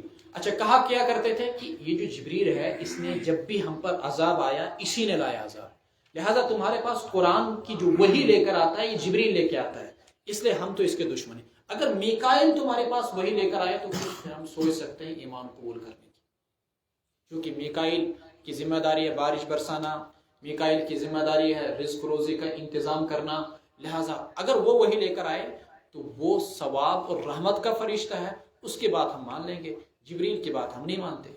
اس پر کہا اللہ تبارک و تعالیٰ نے میکائیل ہو یا جبرائیل، دونوں بذات خود نہ تو عذاب نہ ہی کوئی رحمت یعنی روزی بارش لے کر آتے ہیں، یہ دونوں اللہ کے حکم سے آتے ہیں۔ ان میں سے ایک کا کفر دوسرے کا کفر ہے، ایک کی دشمنی دوسرے کی دشمنی ہے، ایک کی محبت دوسرے کی محبت ہے۔ لہٰذا اگر تم یہ کہتے ہو کہ جبریل ہمارا دشمن، تو اس کا مطلب میکائیل بھی تمہارا دشمن، اللہ بھی تمہارا دشمن، پیغمبر بھی تمہارا دشمن۔ ایک کی دشمنی سب کی دشمنی کو لازم ہے۔ قل من کان عدوا لجبریل، آپ کہہ دیجئے جو دشمن ہوگا جبریل کا، فإنہ نزلہ، اس نے خود کوئی قرآن نہیں اتارا پیغمبر پر، فإنہ نزلہ، اس نے تو اتارا قرآن علی قلبک، آپ کے دل پر، بإذن اللہ، اللہ کے حکم سے، مصدقا لما بین یدیہ، جو قرآن کی تصدیق کرنے والا ہے اس کتاب کی جو اس سے پہلے ہے، وہ ہدن، اور یہ قرآن ہدایت ہے، وبشرا، اور رہنمائی خوشخبری ہے، للمؤمنین، اہل ایمان کے لیے۔ من کان عدوا للہ، جو شخص کی دشمن ہو اللہ کا، و ملائکتی اور اس کے فرشتوں کا، و رسولہ اور اس کے رسولوں کا، و جبریل جبریل کا، و میکائیل کا، فإن اللہ، تو یاد رکھے کہ اللہ دشمن ہے کافروں کا، فإن اللہ عدو للکافرین، یعنی ایک کی دشمنی سب کی دشمنی کو مستلزم ہے۔ وَلَقَدْ أَنزَلْنَا إِلَيْكَ آيَاتٍ بَيِّنَاتٍ، اور ہم نے آپ کی طرف اتاری واضح واضح نشانیاں، وَمَا يَكْفُرُ بِهَا، اور ان واضح آیات کا انکار نہیں کرتا ہے نہیں کرتے ہیں مگر فاسق لوگ۔ أَوَكُلَّمَا عَاهَدُوا عَهْدًا نَبَذَهُ فَرِيقٌ مِّنْهُمْ بَلْ أَكْثَرُهُمْ لَا يُؤْمِنُونَ، جب انہوں نے کوئی وعدہ کیا، عہد کیا، نَبَذَهُ فَرِيقٌ مِّنْهُمْ، تو ان میں سے کی ایک جماعت نے اس عہد کو پیچھے پھینک دیا، چھوڑ دیا، بل اکثرهم لا يؤمنون، بلکہ ان میں سے اکثر لوگ ایمان ہی نہیں لاتے۔ نبذ ينبذ نبذا، پھینکنا۔ ولما جاءهم رسول من عند الله مصدق لما معهم، جب ان کے پاس کوئی پیغمبر آیا اللہ کے یہاں سے، مصدق لما معهم، جو کہ پیغمبر تصدیق کرنے والا اس کتاب کی جو ان کے ساتھ تھی، نبذ فریق من الذین اوتوا، جب نہیں صرف جب ترجمہ کیجئے، نبذ فریق من الذین اوتوا الکتاب، تو ایک جماعت نے ان میں سے جنہیں کی کتاب دی گئی تھی اس عہد کو، اس کتاب کو پس پش ڈال دیا، کتاب اللہ، نبذ فریق من الذین اوتوا الکتاب کتاب اللہ وراء ظہورہم، اللہ کی کتاب کو اپنی پشت پیچھے، کأنہم لا یعلمون، گویا کہ وہ جانتے ہی نہیں۔ جب پیغمبر آیا، بجائے اس کے کہ اس کی تصدیق کرتے، انہوں نے کیا کیا کہ اللہ کی کتاب کو پس پش ڈال دیا۔ تورات کے اندر جو پیشن گویا کی گئی تھی نبی آخر الزمان صلی اللہ علیہ وسلم کی، ان کو بھی پس پش ڈال دیا، بلکہ اس کے بجائے کیا کیا انہوں نے، اس کتاب کی تصدیق کرنے کے بجائے وَاتَّبَعُوا مَا تَتْلُو الشَّيَاطِينُ عَلَى مُلْكِ سُلَيْمَانَ، پیروی کی ان چیزوں کی جن کو کی شیاطین پڑھتے تھے سلیمان علیہ السلام کے زمانے میں۔ وَمَا كَفَرَ سُلَيْمَانُ، حالانکہ سلیمان علیہ السلام نے کفر نہیں کیا، وَلَكِنَّ الشَّيَاطِينَ كَفَرُوا، لیکن شیاطین نے کفر کیا، يُعَلِّمُونَ النَّاسَ السِّحْرَ، جو لوگوں کو جادو سکھلاتے تھے، وَمَا أُنزِلَ، اور وَاتَّبَعُوا مَا تَتْلُو الشَّيَاطِينُ وَاتَّبَعُوا مَا أُنزِلَ عَلَى الْمَلَكَيْنِ، عبارت کا تعلق سمجھ لیجیے، وَاتَّبَعُوا کا تعلق کس کے ساتھ ہے؟ ما انزل کے ساتھ، اور پیروی کی انہوں نے ما انزل علی الملکین، اس چیز کی جو اتارا گیا تھا دو فرشتوں پر، ببابل، بابل کے اندر، یعنی کن دو فرشتوں پر، ہاروت اور ماروت پر۔ حضرت سلیمان علیہ السلام اللہ تبارک و تعالیٰ کے ایک ایسے پیغمبر تھے جنہیں اللہ تبارک و تعالیٰ نے وہ اختیارات اور وہ بادشاہت دی تھی جو پھر اس کے بعد کسی کو نہیں ملی، ہواؤں پر مکمل اختیار اور کنٹرول، جو ان کے تخت کو ایک دن کے اندر 2 مہینے کا سفر کرایا کرتا تھا۔ غدوها شہر ورواحها شہر، پرندوں پر ان کی بولی کو سمجھنا، پرندوں پر اختیار، جنات پر اختیار، اللہ تبارک و تعالیٰ نے ان کو حیرت انگیز اختیارات دیے۔ ان پر یہودیوں نے الزام لگایا کہ چونکہ ان کی کچھ غیر مسلم بیویاں تھیں تورات کے بیان کے مطابق، لہٰذا یہ اپنی غیر مسلم بیویوں کے باتوں میں آ کر انہوں نے کفر کیا، اس کی تردید کی اللہ تبارک و تعالیٰ نے، وما کفر سلیمان، یہ جو تم کہتے ہو کہ سلیمان نے اپنی بیویوں کے باتوں میں آ کر کفر کیا، انہوں نے کوئی کفر نہیں کیا۔ ایک بات، ان یہودیوں نے کس چیز کی پیروی کی؟ ما تتلو الشیاطین علی ملک سلیمان، یہود کے اندر ایک بیماری رہی ہے ہر دور کے اندر، وہ ہے جادو کرنے کی، حتیٰ کہ جس دور کے اندر ان کو بخت نصر نے بیت المقدس سے گرفتار کر کے لیا اور 100 سال تک بابل کے اندر ان کو قیدی بنا کے رکھا، وہاں بھی مسلسل ان کے اندر یہ بیماری رہی کہ یہ جادو کرتے تھے۔ اس غلامی کے عالم کے اندر جادو ان کی گھٹی کے اندر پڑا ہوا تھا۔ قرآن کریم نے کہا ما تتلو الشیاطین، جو سلیمان علیہ السلام کے زمانے میں شیاطین پڑھتے تھے اس کی پیروی کی، اور آگے جو سحر وہ سیکھتے تھے شیاطین، وہ اس کی انہوں نے پیروی کی۔ پھر ہوا کیا؟ اللہ تبارک و تعالیٰ نے 2 فرشتوں کو بھیجا، ایک ہاروت اور ماروت۔ بابل یہ عراق کا ایک شہر ہے، دریائے فرات کے کنارے پر تھا، یہ اس زمانے کا سب سے متمدن شہر مانا جاتا تھا، جیسے آج کل کا نیو یارک، واشنگٹن یا لندن، اس طریقے سے متمدن شہر مانا جاتا تھا پوری دنیا کے اندر۔ نمرود کی حکومت بھی یہیں پر تھی۔ تو جب کوئی پیغمبر آتا تو پیغمبر معجزہ دکھلاتا، ادھر سے جادوگر اپنے جادو دکھلاتے، اللہ تبارک و تعالیٰ نے 2 فرشتے بھیجے تاکہ وہ جادو اور معجزے کے درمیان لوگوں کو امتیاز کر کے دکھائیں اور لوگوں کو بتائیں دیکھو یہ جادو ہے، جادو کے اندر یہ چیزیں ہوتی ہیں، یہ چیزیں ہوتی ہیں، یہ خرابیاں ہیں، یہ خرابیاں ہیں، جادو ایسے کیا جاتا ہے اور معجزہ اس طریقے سے ہوتا ہے۔ معجزہ پیغمبر کے اپنے اختیار میں نہیں ہوتا ہے. جب اللہ چاہے تب پیغمبر کے ہاتھ سے معجزہ دکھلایا جا سکتا ہے، جبکہ جادو جادوگر کے اختیار میں ہوتا ہے. جادوگر جب چاہے تب جادو دکھلاتا ہے. فرق نمبر 1. فرق نمبر 2، جادو کے اندر شیطان کی استعانت اور مدد ہوتی ہے، جبکہ معجزے کے اندر اللہ تبارک و تعالیٰ کی مدد ہوتی ہے. جادو ابطال حق کے لیے آتا ہے، یعنی حق کو باطل کرنے کے لیے، جبکہ معجزہ احقاق حق کے لیے آتا ہے، یعنی حق کو ثابت کرنے کے لیے. ان طرح فرق تھا وہ اس یاد. تو اب آئے کون؟ حضرت ہارون علیہ السلام. آج کل آپ نے دیکھا ہوگا ہاروت و ماروت. آج کل آپ نے دیکھا ہوگا اسکولوں میں کیا ہوتا ہے کہ کہیں کہیں پر دکھلایا جاتا ہے کہ اگر گیس کے اندر آگ لگ جائے تو اس طریقے سے اس کو بجھاتے ہیں. ٹھیک ہے کہ نہیں؟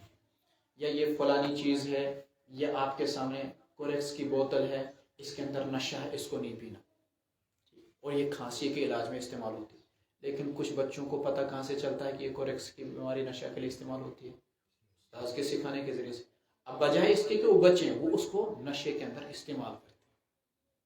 ان کو یہیں سے پتہ چلتا ہے. مولوی صاحب نے ترجمہ میں بتا دیا یا ٹیچر نے کلاس میں بتا دیا کہ بھائی کوریکس کی بوتل نہیں استعمال کرنا ہے، اس کے اندر نشہ ہوتا ہے. بچے کو پتا، اچھا ہمیشہ نشہ، وہیں سے وہ غلط استعمال شروع کر دیتے. ایسا ہی ہوا یہاں پر بھی. ہاروت اور ماروت آئے تھے یہ بتانے کے لیے کہ جادو کے اندر یہ خرابی ہے. تو لوگوں نے کہا اچھا ہمیں بتاؤ کیا کیا خرابی ہے، کیسے کیا جاتا ہے، کس طریقے سے. انہوں نے بولا کہ بھائی جادو کیسے ہوتا ہے، کہ اس طریقے سے، ایسے ایسے.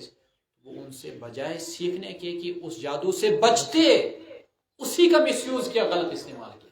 آپ مثال سے سمجھ گئے نا. ایسے گیس جلا کے کبھی دکھایا جاتا ہے، بھائی گیس کو بجھانا ہو تو ایسے سکولوں میں دکھلایا جاتا ہے اس طریقے سے اس کو بجانا ہے، کیونکہ اگر گیس پھٹ جائے تو اس سے بڑی بربادی ہوگی. کسی کو کسی کے ساتھ دشمنی ہو سکتی ہے. ممکن ہے کہ اس کو پتہ چلے اچھا گیس پھٹتا بھی ہے، اس سے مکان اڑتا بھی ہے، وہ اس کا کوئی مس یوز کر کے کسی کے گھر کے اندر گیس کو آگ لگا دے اور خود نکل جائے اور اس کا گھر اڑا دے، تو اس کا ذمہ دار کون ہوگا؟ وہ ٹیچر یا وہ بچہ؟ بچہ ہے خود جس نے اس کا مس یوز کیا. ایسے ہاروت اور ماروت نے اگر جادو سکھلایا، مقصد کیا تھا کہ جادو کی خرابیوں کو بتلا کر. یہ بڑا اہم مضمون ہے اور اہم مثالیں ہیں. اگر آپ اس کو سمجھیں گے نہیں تو آپ پر بڑا اعتراض ہوگا. کیا ایک حرام کام کی تعلیم فرشتوں کے ذریعے سے اللہ نے دلوائی؟ اگر ان مثالوں کو آپ پیش نظر نہیں رکھیں گے تو آپ کے پاس جواب نہیں ہوگا. حرام کاموں کی تعلیم اللہ نے فرشتوں کے ذریعے سے دلوائی، تو مقصد کیا تھا؟ فرشتے اس لیے آتے تھے تاکہ جادو کی خرابی کو بتلائیں اور لوگ اس سے بچیں. لیکن بجائے اس کی کہ لوگ اس سے بچتے، لوگوں نے اس کا مس یوز کیا. جیسے میں نے بتایا آپ کو، گیس کا کوئی مس یوز کرے، کوریکس کا کوئی مس یوز کرے. آج کے زمانے میں موبائل کی مثال دے سکتے ہیں کہ جیسے دونوں چیزیں اس میں ہیں، کوئی غلط استعمال کرے تو نقصان ہوگا. یہ بھی ایک مثال ہے.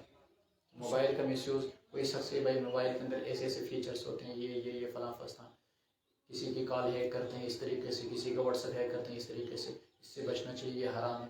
کوئی بتا اچھا مجھے بتاؤ کیسے ہیک کرتے ہیں. اس نے سیکھا بھائی اس طریقے سے ہیک کرتے ہیں، تو کسی کا موبائل ہیک کر بیٹھے، یہ بھی غلط ہے. وما يعلمان من احد حتى يقولا انما نحن فتنة فلا تكفر. تو یہ ہاروت و ماروت جو اللہ نے دو فرشتے بھیجے تھے بابل کے اندر، یہ نہیں سکھاتے تھے کسی کو حتى يقولا، یہاں تک کہ وہ نہیں کہتے تھے انما نحن فتنة، بھائی ہم آزمائش ہیں، فلا تکفر، تم اس کا مس یوز، غلط استعمال نہ کرنا، کفر نہ کرو. فیتعلمون منہما، تو وہ لوگ سیکھتے تھے یہودی ان دونوں سے، ما یفرقون، جو جس کے ذریعے سے وہ تفریق کرتے تھے، بین المرء والزوج، آدمی اور اس کی بیوی کے بیچ. آدمی آج کل بھی دنیا کے اندر سب سے زیادہ جادو کے بہت سارے غلط استعمال ہوتے ہیں، لیکن سب سے زیادہ غلط استعمال جو جادو کا ہوتا ہے وہ ہوتا ہے آدمی اور اس کی بیوی کے درمیان تفریق ڈالنے کے لیے. گاؤں میں، دیہاتوں میں، شہروں میں، گھر میں لڑائیاں ہو رہی ہیں اور پتہ ہی نہیں. پھر جب کسی کو لایا جاتا ہے ماہر عامل کو، تو پتہ چلا کہ گھر کے اندر جادو، جس کے ذریعے سے وہ پتہ چل جاتا ہے.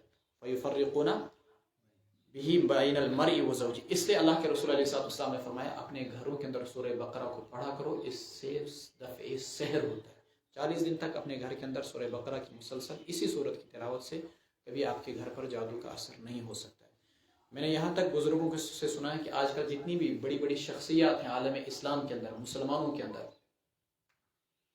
اور اسی طریقے سے ملکی شخصیات، یہودی آج بھی اس حرکت کے اندر ملوث ہیں، اور دنیا کے بڑے بڑے مسلمان علماء پر، شخصیات پر، ملکوں کے صدور پر وہ آج بھی جادو کرتے ہیں. فَيَتَعَلَّمُونَ مِنْهُمَا مَا يُفَرِّقُونَ بِهِ بَيْنَ الْمَرْءِ وَالزَّوْجِ، جس کے ذریعے سے وہ آدمی اور اس کے شوہر کے درمیان تفریق کر دیتے ہیں، بیوی کے درمیان اور اس کی شوہر کے درمیان تفریق کر دیتے ہیں۔ وَمَا هُمْ بِضَارِّينَ بِهِ مِنْ أَحَدٍ إِلَّا بِإِذْنِ اللَّهِ، اور وہ نہیں ہے نقصان پہنچانے والے اس جادو کے ذریعے سے کسی کو بھی مگر اللہ کے حکم سے۔ اب دیکھیں ایک چیز کیا ہوتی ہے کہ دنیا دار الاسباب ہے، جادو کے ذریعے سے اثر ہوتا ہے۔ اگر آپ نے دفعیہ کیا تو آپ جادو سے بچ جائیں گے، باقی یہ ہے کہ دنیا اسباب کی تحت چلتی رہے گی اور جادو اثر کرتا رہے گا۔ اگر آپ نے دفاع کیا، اپنے معوذتین پڑھے، آیت الکرسی پڑھی، سورہ بقرہ پڑھا، تو آپ جادو کے اثر سے محفوظ رہیں گے، نہیں تو جادو اپنا اثر کرے گا۔ لیکن یہ کہ اللہ ہی کے حکم سے جادو اثر کر سکتا ہے، جادو کے اندر بذات خود یہ طاقت نہیں ہے کہ وہ کسی کو تباہ و برباد کر دے۔ لیکن میں نے پھر آپ کو بتا دیا کہ دنیا دار الاسباب ہے، جادو اثر کرتا رہے گا، لیکن جب اللہ چاہے تو جادو کو روک دیں گے۔ جادو کو کیسے روکیں گے؟ جب ہم اپنا دفاع معوذتین کے ذریعے سے، سورہ بقرہ کے ذریعے سے، آیت الکرسی کے ذریعے سے کریں گے۔ وَيَتَعَلَّمُونَ مَا يَضُرُّهُمْ وَلَا يَنْفَعُهُمْ، اور سیکھتے تھے ان سے وہ چیزیں جو مضر ہوتی، وَلَا يَنْفَعُهُمْ، اور وہ چیزیں جو ان کے لیے فائدہ مند نہ ہوتی۔ وَلَقَدْ عَلِمُوا، ان یہودیوں کو خوب معلوم تھا، لَمَنِ اشْتَرَاهُ، جو کچھ انہوں نے حاصل کیا، مَا لَهُ فِي الْآخِرَةِ مِنْ خَلَاقٍ، اس کی وجہ سے ان کے لیے آخرت میں کوئی بھی حصہ نہیں ہوگا، خلاق حصہ۔ وَلَبِئْسَ مَا شَرَوْا بِهِ أَنفُسَهُمْ، بہت ہی بری وہ چیز جس کے عوض انہوں نے اپنے آپ کو بیچ ڈالا، لو کانوا یعلمون، کاش وہ جانتے، یعنی دنیا کی معمولی سی مفادات۔ ولو انہم آمنوا، اگر یہ ایمان لے آتے، واتقوا، ڈرتے، لمثوبۃ من عند اللہ خیر، تو اللہ تبارک و تعالیٰ کے ہاں جو ثواب اور بدلہ ہے وہ ان کے لیے بدرجہ بہتر تھا، لو کانوا یعلمون، کاش یہ جانتے۔ قرآن کریم بڑے پیار سے کہتا ہے لو کانوا یعلمون، کاش یہ جانتے لیکن نہیں جانتے۔ یا ایھا الذین آمنوا لا تقولوا راعنا وقولوا انظرنا واسمعوا وللکافرین عذاب علیم، اے ایمان والو نہ کہو راعنا اور کہو انظرنا، واسمعوا اور غور سے سنو، وللکافرین عذاب علیم، اور کافروں کے لیے دردناک عذاب ہوگا۔ یہودی رسول اکرم صلی اللہ علیہ وسلم کی بارگاہ میں آتے تھے بشکل منافقین، ظاہری مومن بن کر، پھر اس کے بعد آپ صلی اللہ علیہ وسلم جب گفتگو فرماتے تو یوں کہتے راعنا، ظاہری الفاظ کا ترجمہ ہماری رعایت کیجیے، یعنی بات کو دوبارہ کہیے، آہستہ سے کہیے، ہمیں سمجھ میں نہیں آئی بات۔ لیکن یہ عبرانی زبان میں، ان کی مادری زبان میں گالی تھی۔ عربی میں آتا ہے، اس کو اگر پڑھیں گے راعینا تو اس کے معنی آئیں گے ہمارا چرواہا، تو بدبخت اس کا غلط معنی لیتے تھے، اور عبرانی زبان میں تو یہ گالی تھی۔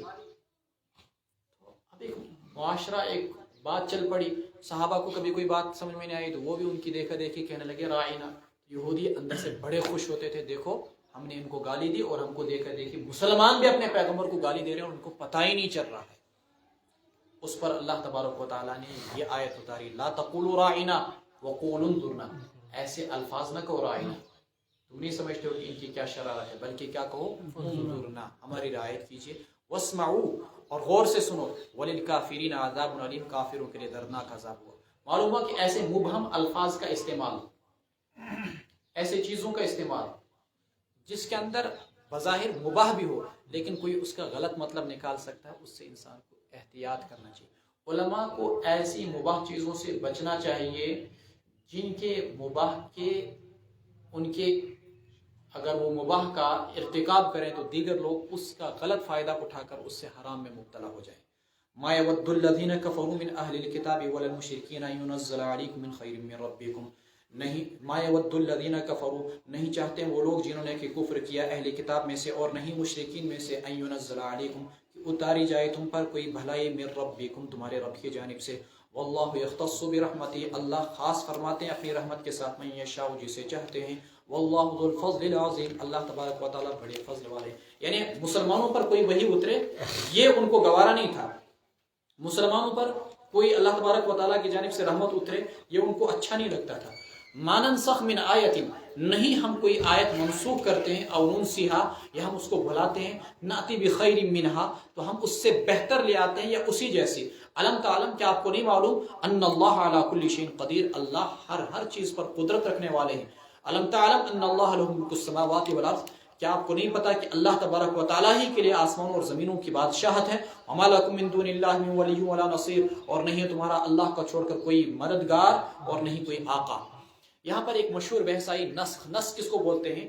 نسخ بولتے ہیں سابقہ حکم کو ہٹا کر اس کی جگہ نیا حکم لانا۔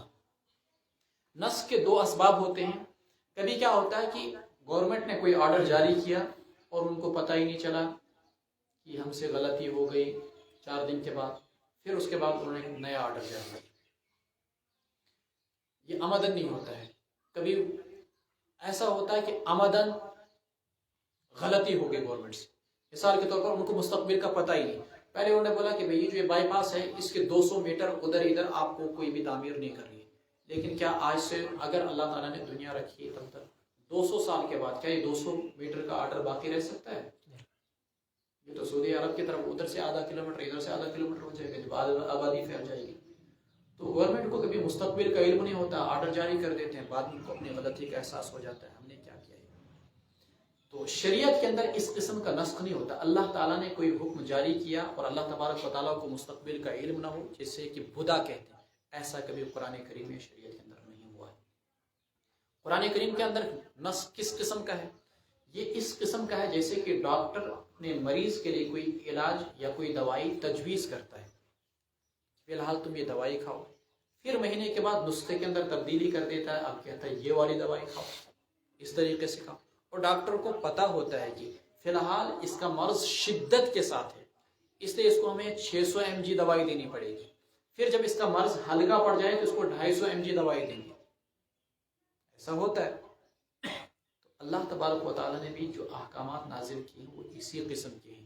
اللہ تبارک و تعالیٰ نے ابتدا احکامات کے اندر نرمی رکھی، یہاں تک کہ جب مسلمان عادی ہو گئے تو پھر احکامات کے اندر تھوڑی سی سختی آ گئی. مثلا روزہ، پہلے یہ اجازت عامہ تھی، چاہے تو آپ روزہ رکھیں چاہے تو فدیہ دیں. جب مسلمان روزوں کے عادی ہو گئے تو کہا گیا کہ صرف مسافر اور مریض کے لیے رخصت ہے، ہر ایک کے لیے رخصت نہیں. تخفیف کر دی گئی. جب تک وراثت کے احکام نازل نہیں ہوئے تھے پہلے وصیت کو لازم کر دیا گیا، تم پر وصیت کرنا فرض ہے. لیکن بعد میں اللہ تبارک و تعالیٰ نے جب وراثت کے احکام جاری کر دیے تو وصیت کی فرضیت کا حکم منسوخ ہو گیا. اسی قسم کی بہت ساری مثالیں شریعت کے اندر موجود ہیں. تقریباً منسوخ شدہ آیتیں 10 ہیں.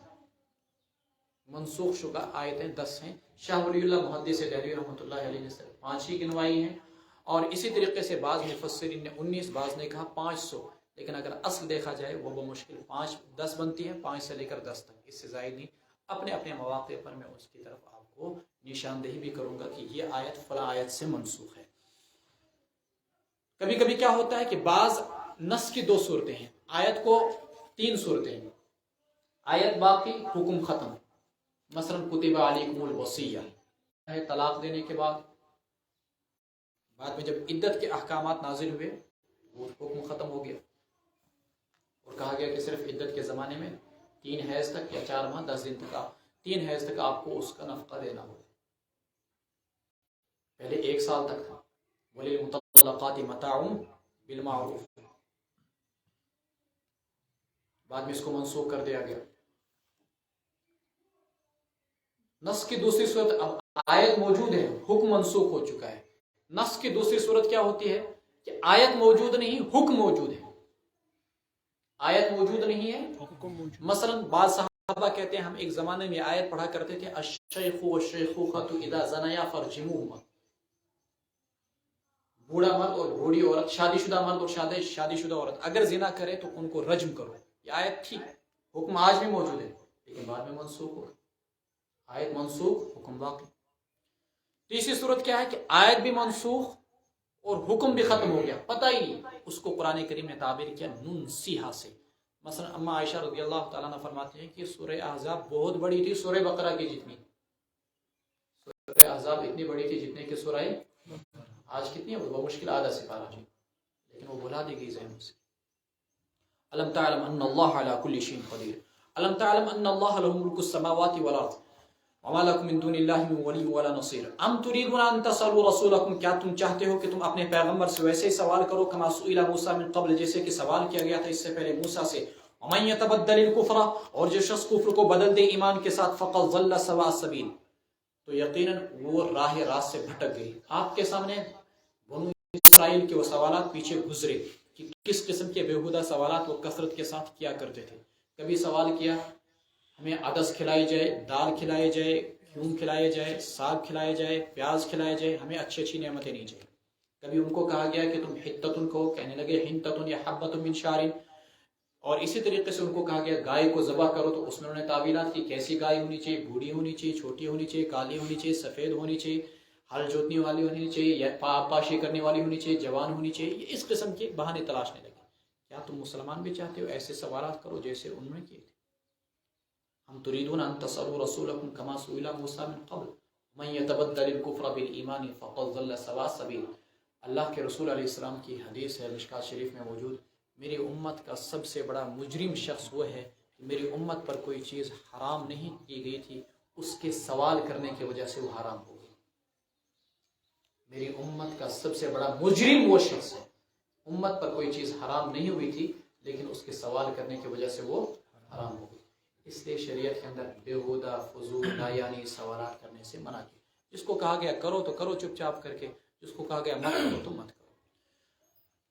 ود کثیر من اہل الکتاب، اہل کتاب میں سے بہت سارے لوگ یہ چاہتے ہیں لو یردونکم من بعد ایمانکم کفارا، کہ وہ تمہیں مرتد کر دیں ایمان کے بعد، واپس کفر کی حالت میں واپس لوٹا دیں ایمان کے بعد کفر میں. حسدا من عند انفسہم، حسد کی وجہ سے ان کی جانب سے، من بعد ما تبین لهم الحق، بعد اس کے کہ حق ان پر واضح ہو چکا. فاعفوا واصفحوا، سو آپ معاف کیجئے، درگزر کیجئے. حتی یأتی اللہ بامرہ، یہاں تک کہ اللہ اپنے حکم کو لے آئے. ان اللہ علی کل شیء قدیر، اللہ تبارک و تعالی ہر چیز پر قدرت رکھنے والے ہیں. ابتدائی زندگی میں جب مدینہ میں مسلمان آئے تو وہاں پر یہ چاہتے تھے کہ مسلمان کسی طریقے سے یہودی بن جائے، یا یہ مسلمان جو ہیں کسی نہ کسی طریقے سے مشرک بن جائے واپس. کچھ ہی نہیں تو ان کے اندر شکوک و شبہات پیدا ہو. ود کثیر من اہل الکتاب لو یردونکم من بعد ایمانکم. آپ نے صبح یہاں پر مولانا حمید اللہ صاحب سے سنا رات کو تراویح کے اندر. آج بھی کوششیں ایسی ہو رہی ہیں بکثرت کہ کم سے کم اگر مسلمانوں کو مرتد نہ بنایا جا سکے تو ان کو ملحد اور دہریہ بنایا جائے، ان کے دل و دماغ کے اندر شکوک و شبہات پیدا کی جائے.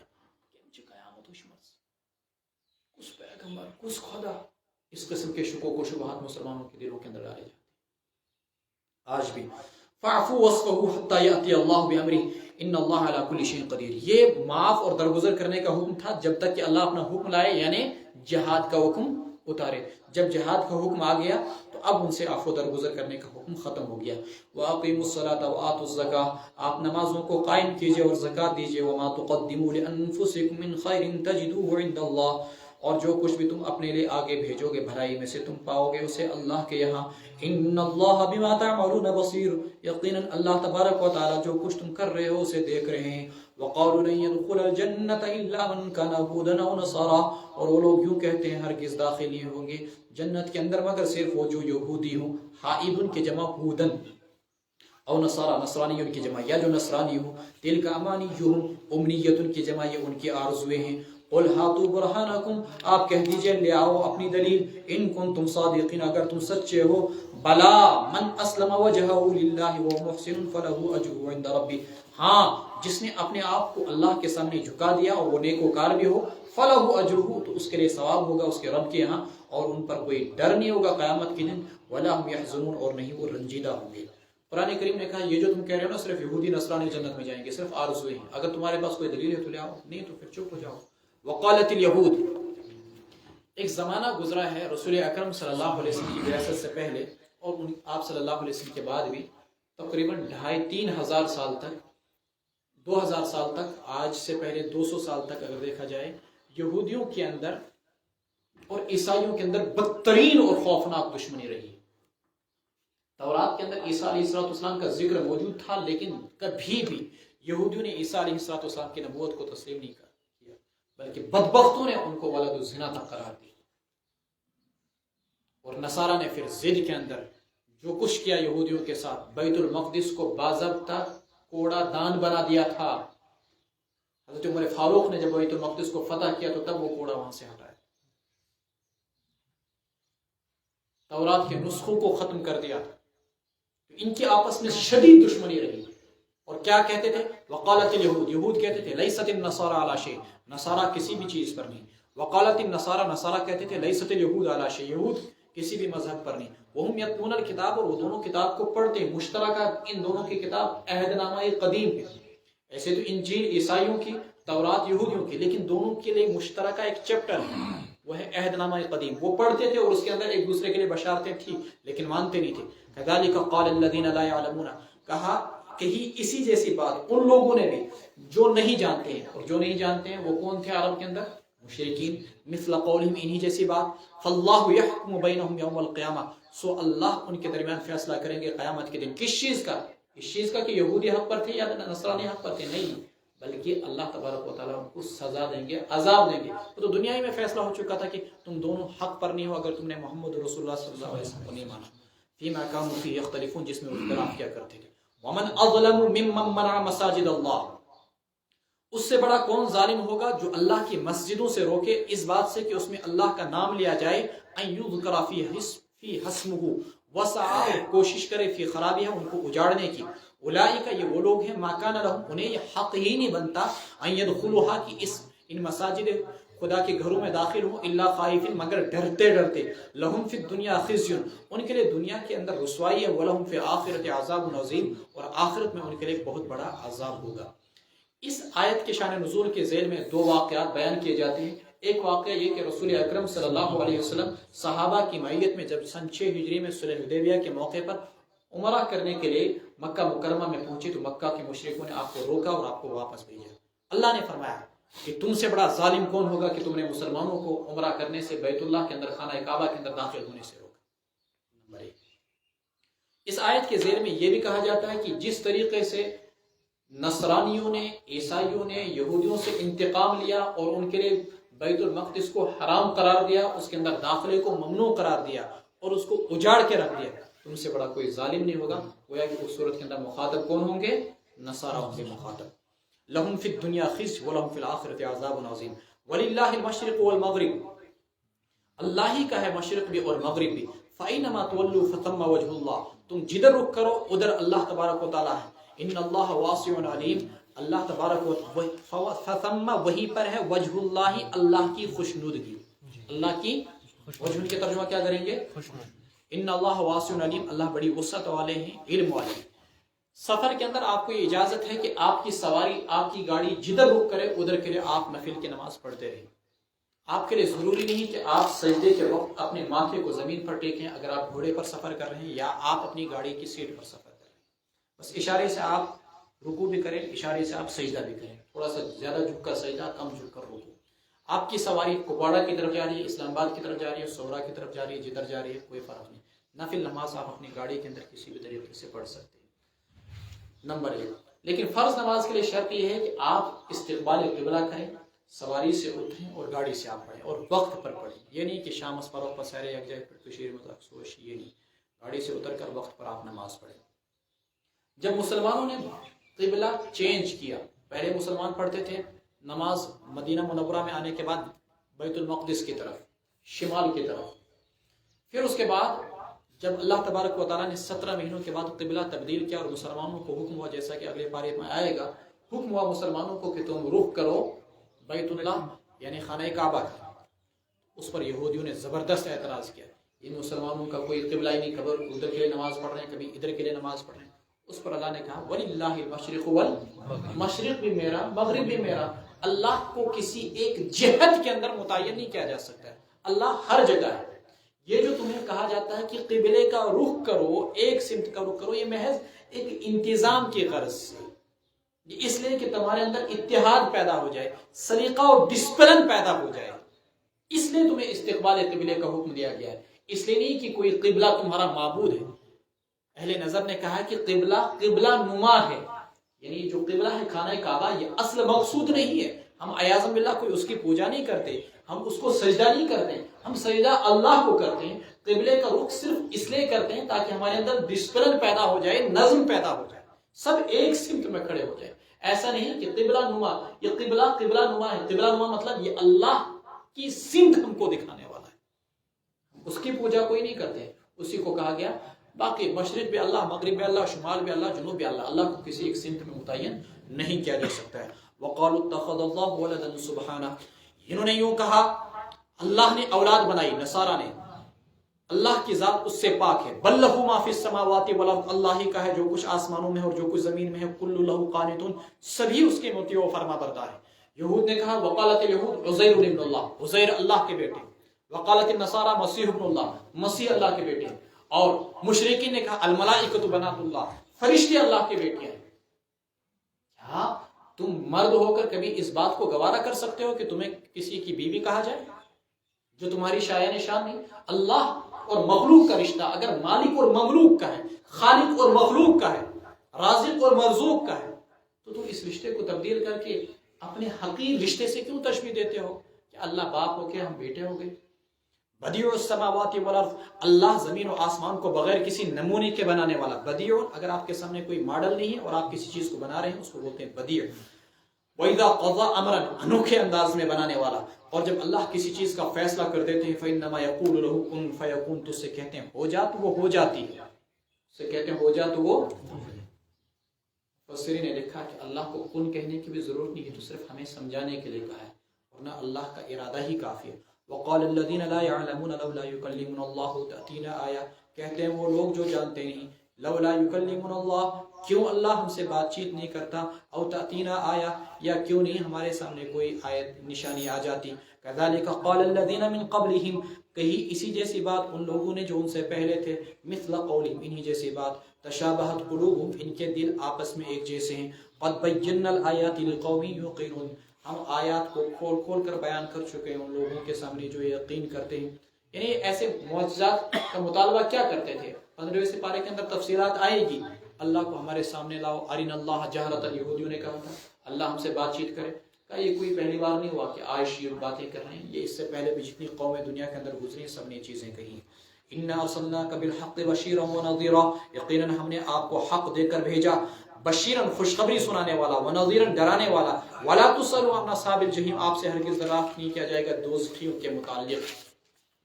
ولن ترضى عنك اليهود ولا النصارى، آپ سے راضی نہیں ہوں گے یہود و نصارہ کبھی بھی، حتی تتبع ملتهم، جب تک کہ آپ ان کے مذہب کی پیروی نہ کر لیں، یعنی آپ یہودی اور نصرانی نہ بن جائیں تب جا کر وہ آپ کی پیروی کریں گے، اور یہ تو ناممکن ہے۔ قل ان هدى الله هو الهدى، آپ کہہ دیجئے اللہ کی ہدایت ہی اصل ہدایت ہے۔ وَلَا إِنِ اتَّبَعْتَ أَهْوَاءَهُمْ، اے پیغمبر اگر آپ ان کی خواہشات کی پیروی کریں بعد اس کے کہ آپ کے پاس علم آ گیا، مَا لَكَ مِنَ اللَّهِ مِن وَلِيٍّ وَلَا نَصِيرٍ، تو نہیں ہوگا پھر اس صورت میں آپ کو اللہ کے مقابلے میں نہ تو کوئی مدد کرنے والا اور نہیں کوئی دوست، کوئی بھی نہیں ہوگا آپ کا نگہبان اگر آپ ان کی خواہشات پر چل پڑے۔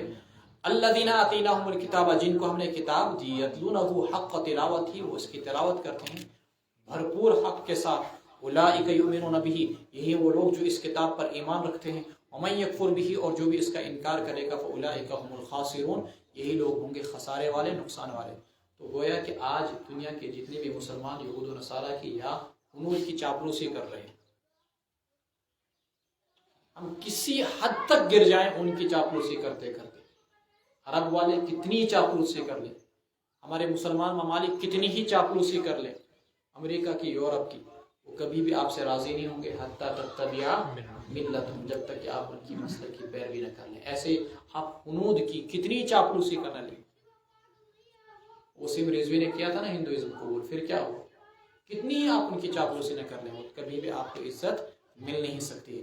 الذین آتیناہم الکتاب یتلونہ حق تلاوتہ یا بنی اسرائیل اذکروا نعمتی التی انعمت علیکم انی فضلتکم علی العالمین، اے بنو اسرائیل یاد کرو میرے اس احسان کو جو میں نے تم پر کیا، میرے اس انعام کو جو میں نے تم پر کیا، وانی فضلتکم علی العالمین، اور یہ کہ میں نے تم کو جہاں بھر کے لوگوں پر فضیلت بخشی، عزت دی، ترجیح دی۔ واتقوا یوما لا تجزی نفس عن نفس، بچو ڈرو اس دن سے جس دن کوئی کسی کا کچھ بدلہ نہیں چکا پائے گا، ولا يقبل منها شفاعہ ولا يقبل منها عدل، اور کوئی کسی سے کوئی معاوضہ قبول نہیں کیا جائے گا، کوئی کسی کے کام نہیں آئے گا۔ لا تجزی نفس عن نفس ولا يقبل منها عدل، اور نہیں کسی کا کوئی معاوضہ قبول کیا جائے گا، بدل اور فدیہ قبول کیا جائے گا۔ ولا تنفعها شفاعہ، اور نہیں اسے کوئی سفارش فائدہ دے گی۔ ولا هم ينصرون، اور نہیں ان کی مدد کی جائے گی۔ سوال پیدا ہوتا بار بار بنو اسرائیل کو کیوں خطاب کیا جا رہا ہے؟ جواب آ چکا ہے کہ چونکہ پڑھے لکھے لوگ کون ہیں؟ بنو اسرائیل، تو گفتگو کن سے ہوگی؟ پڑھے لکھے لوگوں سے۔ برونٹ کا ناسن میں بیچارے ان پڑھ تمن سے کیا گفتگو کو، اس لیے انہی کو مخاطب کیا جا رہا ہے، میرے انعامات کو یاد کرو، میرے احسانات کو یاد کرو، میں نے تم کو انبیاء کے تسلسل کے ذریعے سے، علم کے ذریعے سے، تورات کے ذریعے سے دنیا بھر کے جہاں کے لوگوں پر فضیلت بخشی۔ رات کو آپ نے سنا کہ پورے یورپ کے اندر کوئی پیغمبر آیا ہی نہیں، کیونکہ وہاں آبادی تھی نہیں، وہ ظلمت اور ڈارک ایج میں رہ رہے تھے، تاریکی میں رہ رہے تھے، اور اللہ تعالیٰ نے عرب کے اندر، مشرق وسطیٰ کے اندر بکثرت پیغمبروں کو بھیجا۔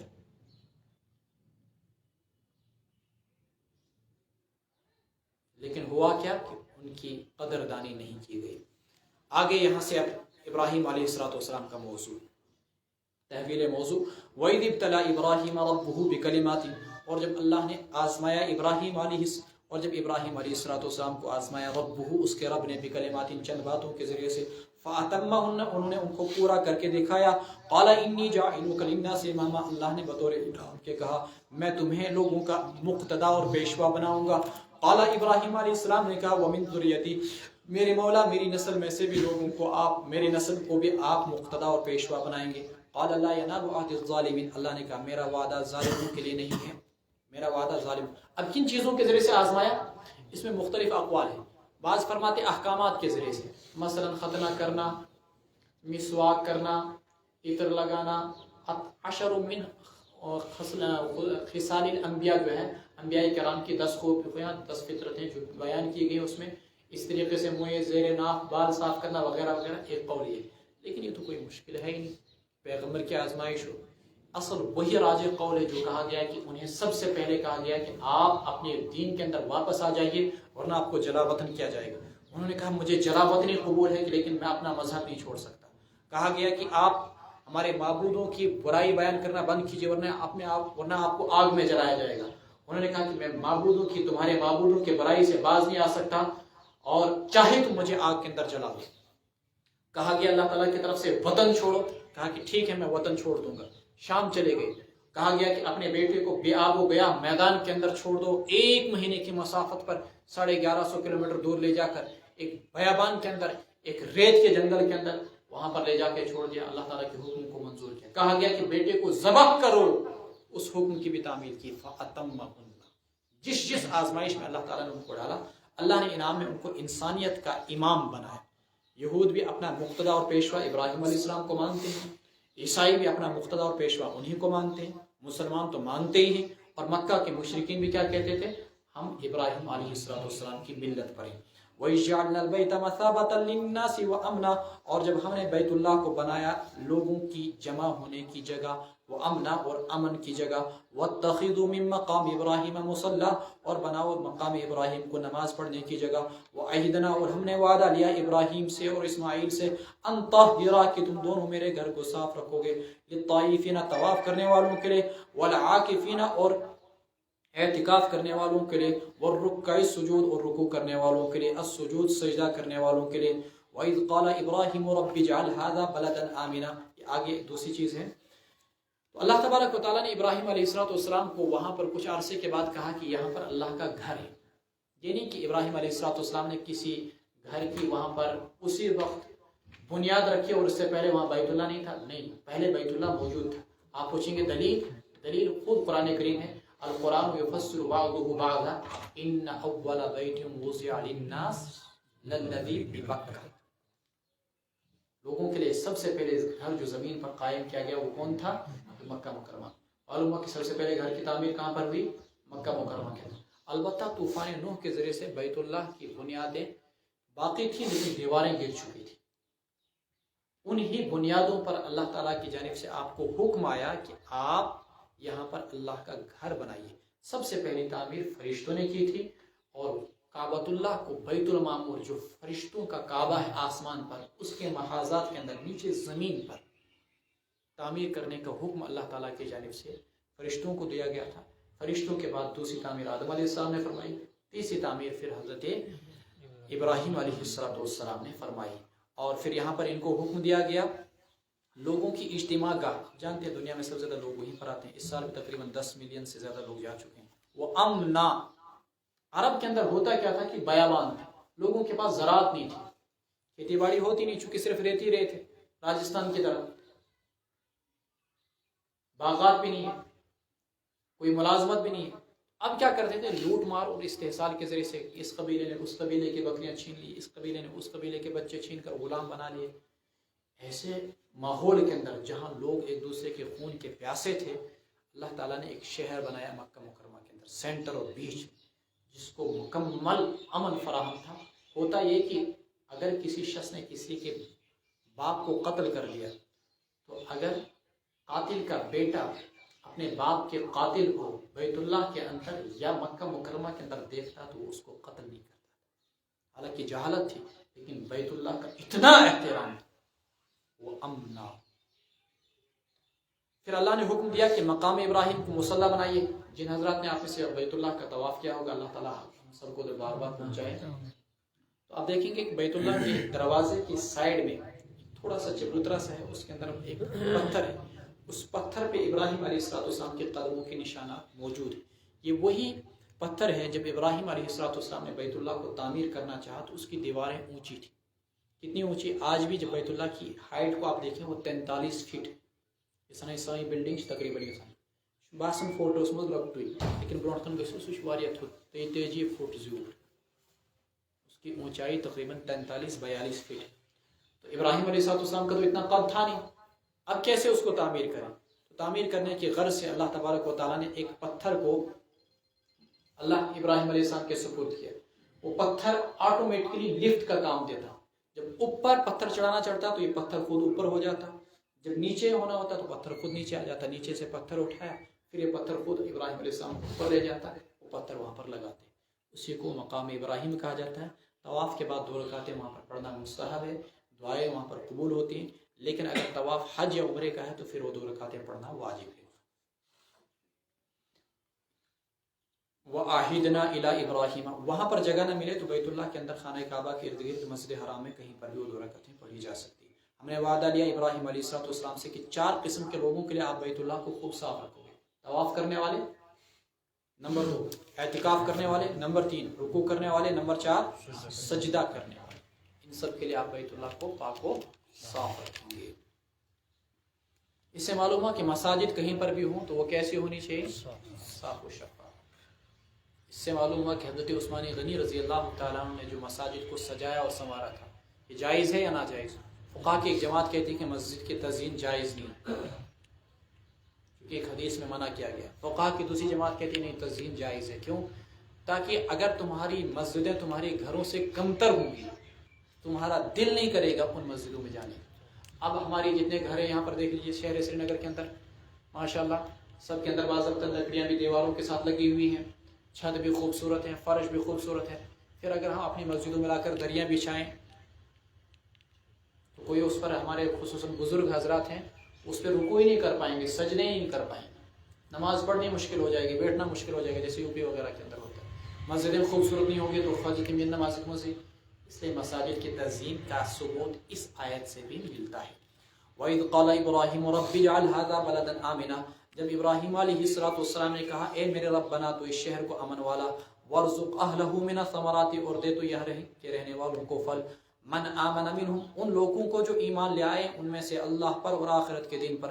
قال ومن كفر فأمتعه قليلا، اللہ نے کہا جو کفر کرے گا تو اس کو میں فائدہ اٹھانے دوں گا چند دنوں تک تھوڑا، ثم اضطره، پھر اسے میں گھسیٹ کر لے جاؤں گا، کھینچ کر لے جاؤں گا، مجبور کروں گا، الى عذاب النار، دوزخ کی آگ کی طرف، وبئس المصیر، اور بہت ہی برا ٹھکانہ ہے۔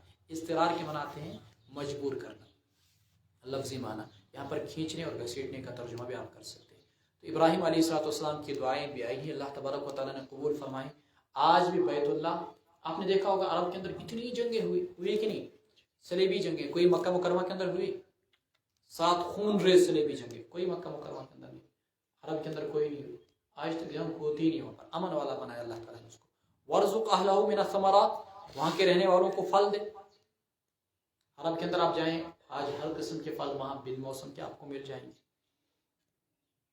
وَبِئْسَ الْمَصِيرُ وَإِذْ يَرْفَعُ إِبْرَاهِيمُ الْقَوَاعِدَ مِنَ الْبَيْتِ وَإِسْمَاعِيلُ، وہ وقت یاد کیجئے جب ابراہیم علیہ السلام بنیادوں کو اونچا کر رہے تھے، بیت اللہ کی بنیادوں کو اونچا کر رہے تھے، اور کون؟ اسماعیل، اور زبان سے یوں گویا تھے ربنا تقبل منا انک انت السمیع العلیم، اے ہمارے رب تو ہماری طرف سے اس کو قبول فرما، یقیناً تو ہی سننے والا ہے، تو ہی جاننے والا ہے۔ عبادات کے اندر اصل یہ کمال نہیں ہے بزرگوں کہ آپ نے بہت بڑی شاندار مسجد بنائی، عبادات کے اندر اصل یہ کمال نہیں کہ آپ دین کا کوئی کام کر رہے ہو، آپ زکوٰۃ دے رہے ہو، آپ مدرسہ چلا رہے ہو، آپ ہزاروں علماء تیار کر رہے ہو، آپ اپنی زندگیاں قرآن کے پیچھے کھپا رہے ہو، یہ کمال نہیں ہے۔ کمال اصل کیا ہے؟ ربنا تقبل منا۔ اگر اللہ کے یہاں آپ کے عمل کی قبولیت ہے تو آپ کامیاب ہو، اگر اللہ کے یہاں آپ کے عمل کی قبولیت نہیں ہے تو پھر آپ ناکام ہو۔ ربنا تقبل منا انک انت السمیع العلیم۔ ویران کے اندر، صحرا کے اندر ایک بیت اللہ کی تعمیر ہو رہی ہے، ایک خانہ خدا کی تعمیر ہو رہی ہے، لیکن یہ نہیں کہہ رہے ہیں کہ خدایا احسان نہیں جتلا رہے ہیں، تھک گئے پتھر اٹھاتے اٹھاتے، اتنا بڑا کعبہ تھا، خدایا اس کو اپنی بارگاہ میں قبول کر لینا۔ اللہ ہماری اس قرآن کے پڑھنے پڑھانے کو اپنی بارگاہ میں قبول فرما۔ ربنا وجعلنا مسلمین لک ومن ذریتنا امۃ مسلمۃ لک۔ اے اللہ ہمیں اپنا مطیع و فرما بردار بنا اور ہماری نسل کو بھی اپنا مطیع و فرما بردار بنا۔ ومن ذریتنا وجعلنا من ذریتنا، بنا ہماری نسل میں سے امۃ مسلمۃ، ایک قوم جو تیری مطیع و فرما بردار۔ مراد امت محمدیہ یہاں پر تفسیر کے اندر مفسرین نے لکھا ہے۔ وَأَرِنَا مَنَاسِكَنَا، اور ہمیں ہماری عبادت کے طریقے بتلا۔ مناسک منسک کی جمع ہے، عبادت کے طریقے۔ اب یا تو خاص حج کی عبادت کو مناسک کہتے ہیں، یا مطلقاً تمام تر عبادات کو کیا کہتے ہیں؟ مناسک۔ وَتُبْ عَلَيْنَا، ہم پر متوجہ ہو جا، اِنَّكَ أَنْتَ، ہماری توبہ کو قبول فرما، یقیناً آپ توبہ کو قبول کرنے والے ہیں، آپ بڑے رحم کرنے والے ہیں۔ پیغمبر یہ دعا کر رہا ہے، خدایا مجھے اپنا مطیع و فرما بردار بنا، اور وہ بھی کون؟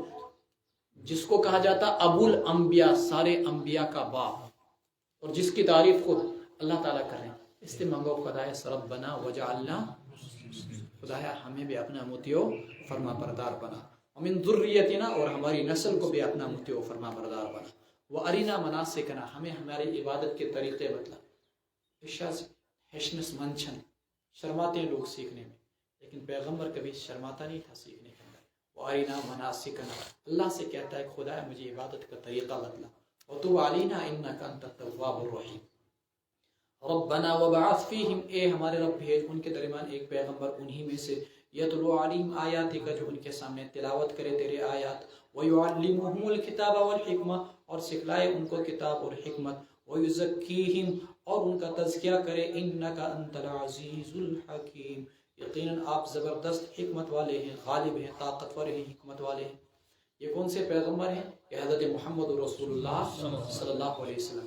آپ کے فرائض منصبی، آپ کی بعثت کا مقصد اس آیت کے اندر بتلایا گیا ہے، اور علماء جو انبیاء کے وارث ہیں انہیں بھی اپنا مقصد زندگی انہی چار چیزوں کو بتلانا چاہیے۔ پہلا مقصد کیا؟ تلاوت کتاب، یتلو علیہم آیات، پہلا مقصد نبوت تلاوت۔ دوسرا یعنی سیدھا قرآن کریم کو پڑھنا جیسے ہم تلاوت کرتے ہیں۔ دوسرا یعلمہم الکتاب، قرآن کے معنی، مفاہیم، تشریح اور توضیح کو لوگوں کو سکھلانا، یعلمہم الکتاب۔ تیسرا مقصد معنی، مفاہیم، تشریح، توضیح، ترجمہ، یہ سب چیزیں اس کے ذیل میں آ جائیں گی۔ والحکمہ، اور کیا سکھائے ان کو؟ حکمت۔ حکمت سے کیا مفہوم مراد ہے؟ بہت سارے اقوال ہیں، لیکن فائنلی وہ چیزیں جو اللہ کے رسول علیہ السلام نے قرآن کی تشریح و توضیح کے اندر کہی، یعنی احادیث نبویہ، سنت رسول صلی اللہ علیہ وسلم۔ حکمت سے کیا مراد؟ سنت رسول صلی اللہ علیہ وسلم اور احادیث نبویہ۔ اور چوتھی چیز وَيُزَكِّيهِمْ، اور آپ ان کا تزکیہ بھی کریں۔ تزکیہ کیسے ہوگا؟ پیچھے آپ کو بتلایا گیا، پہلے آپ قرآن کو پڑھیے، پھر اس کے بعد اس کے معنی کو سیکھیے۔ قرآن سیکھنے کے بعد، معنی کو سیکھنے کے بعد، پھر آپ ان کو حکمت سکھلائیے، یعنی اپنا طریقہ بتلائیے، پھر ان کو تزکیہ کیجیے۔ تزکیہ کا مطلب ہوتا ہے صاف کرنا، دھلنا۔ وہ کیسے تزکیہ ہوگا؟ گناہوں سے اور تمام تر خبائث سے، بری چیزوں سے آپ ان کی حفاظت کریں گے، ان کے قلوب کا تزکیہ کریں گے، بغض سے، حسد سے، نفرت سے، عداوت سے۔ وَيُزَكِّي، گویا کہ عملی سانچے میں ان کو مومن کامل آپ بنائیں گے۔ ان کی زندگی کے اندر سنت بھی ہو، کتاب کے معنی اور مفاہیم بھی ہو، تلاوت بھی ہو، اور تزکیہ نفوس بھی ہو۔ یہ ساری چیزیں ہو جائیں گی تو وہ ایک مومن کامل بن جائے گا۔ ہمیں بھی یہ چاروں چیزیں اللہ تعالیٰ سے مانگنی چاہیے. اللہم علمنا الکتاب والحکمہ، اللہم زکنا انت خیر من زکاہا، اللہم زکنا انت خیر من زکاہا، اللہم زکنا انت خیر من زکاہا انک انت العزیز الحکیم. معلوم ہوا محض الفاظ سے اور معنی کے سیکھنے سے بزرگوں کام نہیں چلے گا جب تک کہ ہم کیا نہ کر لیں، عملی طور پر اپنا تزکیہ نہ کر لیں. ومن يرغب عن ملة ابراہیم الا من سفی نفسہ، اور جو شخص ابراہیم علیہ السلام کے مذہب سے روگردانی اختیار کرے گا، وہ کون ہوگا؟ نہیں کرے گا کوئی روگردانی اختیار ابراہیم علیہ السلام کے مذہب سے. من سفیہ الا، مگر اس شخص کے، من سفیہ نفسہ، جو اپنے آپ کو بیوقوف بنا ڈالے، اس بیوقوف سوئے کر یہ حرکت کہ ابراہیم علیہ السلام کی ملت سے روگردانی اختیار کرے گا. وَلَقَدِ اصْطَفَيْنَاهُ فِي الدُّنْيَا، ہم نے ابراہیم علیہ السلام کو دنیا میں چن لیا. وَإِنَّهُ فِي الْآخِرَةِ لَمِنَ الصَّالِحِينَ، اور آخرت کے اندر بھی یقیناً وہ نیکوکاروں میں سے تھے.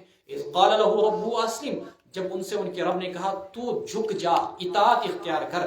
قال اسلمت، انہوں نے کہا میں نے اسلام قبول کیا، میں نے اطاعت اختیار کی، میں جھک گیا رب العالمین کے سامنے. ووصى بها، اسی جھکنے کی، اطاعت اختیار کرنے کی وصیت کی ابراہیم علیہ السلام نے بنی ہے اپنے بیٹوں کو. ويعقوب، اور کس نے نصیحت کی؟ یعقوب علیہ السلام نے بھی اپنے بچوں کو یہی نصیحت کی. یا بنیہ، اے میرے بچوں، استش اولاد کچھ جوان ہوں گے، ان کی بھی اللہ تعالیٰ آگے اولاد دے گا انہیں. ہمیں بھی یہی فکر کرنی چاہیے جو فکر لے کر چلے اپنی نسل کے متعلق یعقوب علیہ السلام، ابراہیم علیہ السلام. یا بنیہ ان اللہ اصطفیٰ لکم الدین، اے میرے بیٹو، اللہ نے تمہارے لیے دین کو منتخب کیا ہے، چنا ہے. سو تم نہ مرنا، فلا تموتن الا وانتم مسلمون، مگر اس حالت میں کہ تم مسلمان ہو. ام کنتم شہداء، کیا تم موجود تھے؟ اذ حضر یعقوب الموت، جب یعقوب علیہ السلام کو موت کا وقت آیا. اذ قال لبنیہ، جب انہوں نے اپنے بیٹوں سے کہا ما تعبدون من بعدی، میرے بعد کس چیز کی عبادت کرو گے؟ قالوا نعبد، بیٹوں نے کہا ہم عبادت کریں گے الہک، تیرے معبود اللہ کی، و الہ آبائک، اور تیرے آباء و اجداد کے معبود، تیرے آباء و اجداد ابراہیم، اسماعیل، اسحاق کے معبود کی، الہ واحدہ جو کہ ایک ہی معبود ہے. وَنَحْنُ لَهُ مُسْلِمُونَ، اور ہم سب اسی کے مطیع و فرما بردار ہیں. پیغمبر علیہ السلام کی سوچ دیکھیے. پیغمبر، ہم جب مرتے ہیں یا مرنے کا وقت آتا ہے وصیت لکھتے ہیں. وصیت میں کیا لکھتے ہیں؟ اس کو یہ زمین، اس کو یہ مکان، اس کو یہ، اس کو یہ. لیکن پیغمبر کی فکر دیکھیے، پیغمبر کی فکر یہ ہے کہ میرے بعد تم کہیں مرتد نہ ہو جانا، دینی اسلام کو مضبوطی سے تھامے رکھنا. پیغمبر اپنی اولاد کی فکر آخرت کے متعلق کرتا ہے، دنیا کے متعلق نہیں کرتا ہے. کیونکہ ہم لوگ اپنی اولاد کی فکر دنیا کے متعلق کرتے ہیں اور آخرت سے غافل رہتے ہیں. اللہ ہم سب کی حفاظت فرمائے. تلک امت قد خلت لہا ما کسبت، یہ وہ امت ہے جو گزر گئی. لہا ما کسبت، ان کو ان کا کیا ملے گا. ولکم ما کسبتم، تم کو تمہارا کیا ملے گا. ولا تسألون، اور تم سے نہیں پوچھا جائے گا عما کانوا یعملون، وہ کیا کیا کرتے تھے. پیچھے آپ کے سامنے میں نے بتایا یہود یہ کہا کرتے تھے کہ ہمارے آباء و اجداد نے اتنی نیکیاں کر رکھی ہیں کہ ان کی برکت سے ہماری بھی حفاظت ہو جائے گی، ان کی برکت سے ہم سب کی بھی باضابطہ بخشش ہو جائے گی. تلک امت قد خلت لہا ما کسبت ولکم ما کسبتم ولا تسألون عما کانوا یعملون، تم سے نہیں پوچھا جائے گا کہ وہ، اللہ تبارک و تعالیٰ نے کہا قد خلت، وہ گزر گئے، ان کے لیے ان کے اعمال، ولکم ما کسبتم، اور تمہارے لیے تمہارے اعمال. ولا تسألون عما کانوا، تم سے نہیں پوچھا جائے گا وہ کیا کیا کرتے تھے. تہن اعمال انہوں نے تو بکار کے تو کرو پانے عمل پانے. وقالوا كونوا هودا او نصارى، اور وہ لوگ یوں کہتے ہیں یہودی بن جاؤ یا نصرانی، تہتدوا راہ راست پر آ جاؤ گے. قل بل ملت ابراہیم حنیفا، آپ ان یہودیوں سے کہہ دیجئے، ملت سے پہلے فعل محذوف ہے، اخترنا تقبلنا، ہم نے ابراہیم کی ملت کو قبول کیا، حنیفہ جو یکسو تھے، سب شرکوں سے کٹ کر تھے، وما کان من المشرکین، اور وہ مشرکوں میں سے نہیں تھے. قولوا آمنا باللہ، آپ کہہ دیجئے ان یہود و نصارہ کو، ہم ایمان لے آئے اللہ پر، وما انزل الینا، اس کتاب پر جو ہماری طرف اتاری گئی یعنی قرآن کریم، اور ایمان لے آتے ہیں ہم اس کتاب پر جو اتاری گئی، صحائی پر جو ابراہیم کی طرف اتارے گئے، اسماعیل کی طرف، اسحاق کی طرف، یعقوب کی طرف، والاسباط، سبتن کی جمع ہے، اور اس کتاب کی طرف جو ان کی اولاد یعقوب کی طرف اتاری گئی، اس شریعت پر بھی ہم ایمان لائے. وما اوتی موسیٰ، اور اس کتاب پر بھی جو موسیٰ کو دی گئی، اور اس کتاب پر بھی جو عیسیٰ کو دی گئی. وما اوتی النبیون من ربہم، اور ان کتابوں پر بھی جو نبیوں کو دی گئی ان کے رب کی جانب سے. لا نفرق بین احد منہم، ہم ان کے درمیان کسی بھی قسم کی کوئی تفریق یا فرق نہیں کرتے. ونحن له مسلمون، ہم ان سب کے مطیع و فرما بردار ہیں. دیکھیے 12 بتا چکا ہوں میں کہ ان کی فطرت کیا تھی، وہ صرف اور صرف اپنی کتاب کو مانتے تھے، دوسری کتابوں کا انکار۔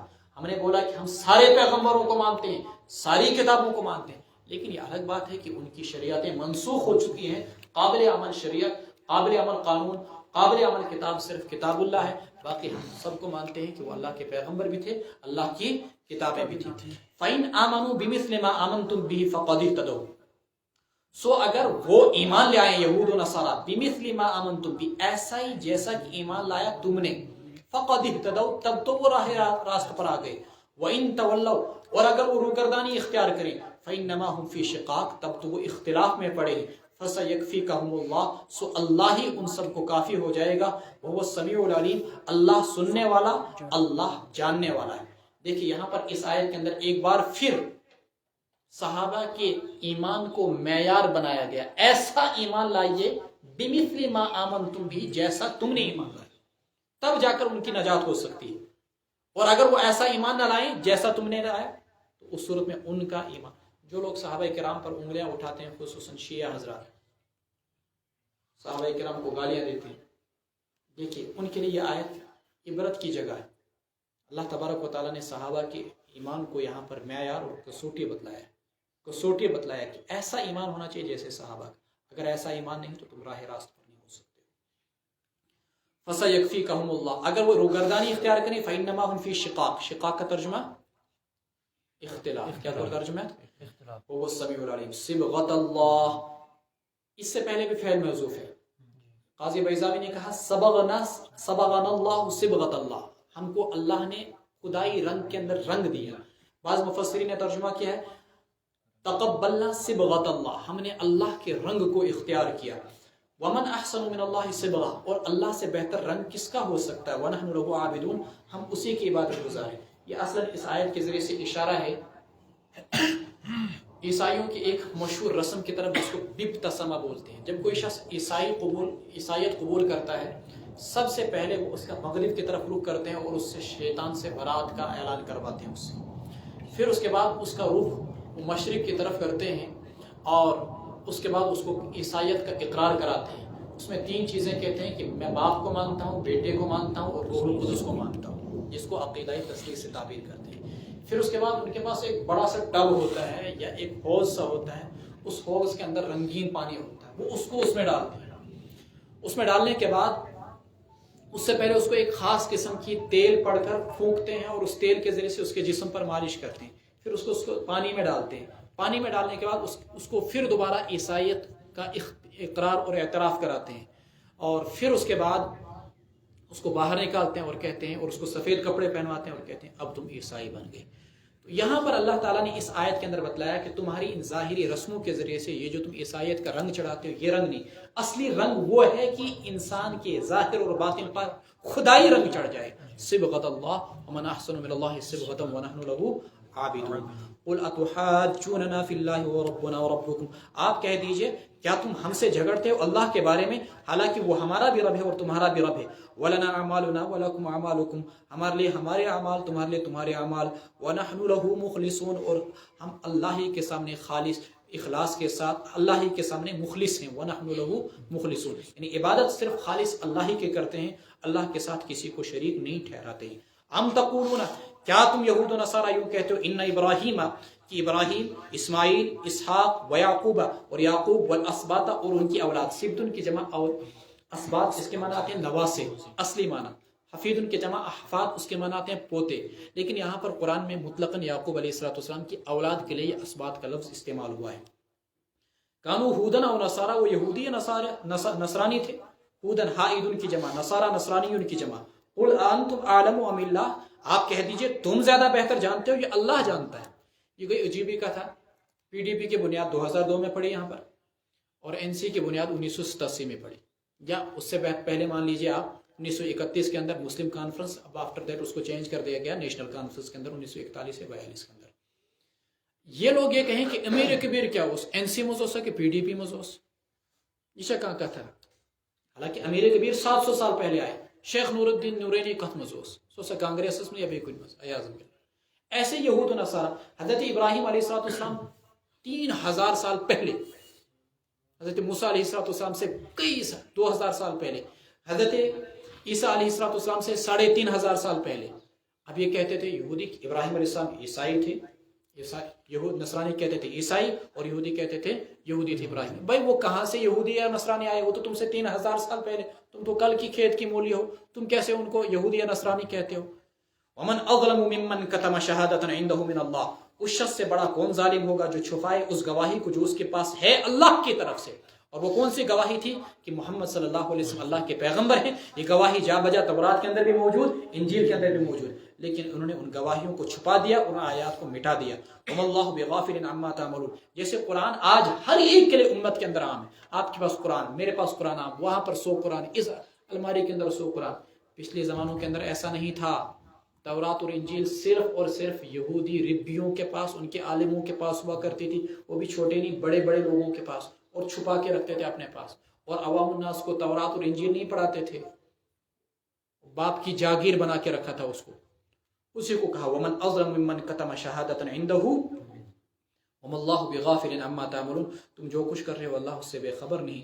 تلک امۃ قد خلت، ایک جماعت تھی جو پیچھے گزر گئی، لہا ما کسبت، ان کو ان کے کیے ہوئے اعمال کام آئیں گے، ولکم ما کسبتم، تمہیں تمہارے کیے ہوئے اعمال کام آئیں گے، ولا تسألون، تم سے نہیں پوچھا جائے گا کہ وہ کیا کرتے تھے، بلکہ تم سے یہ پوچھا جائے گا کہ تم کیا کرتے ہو۔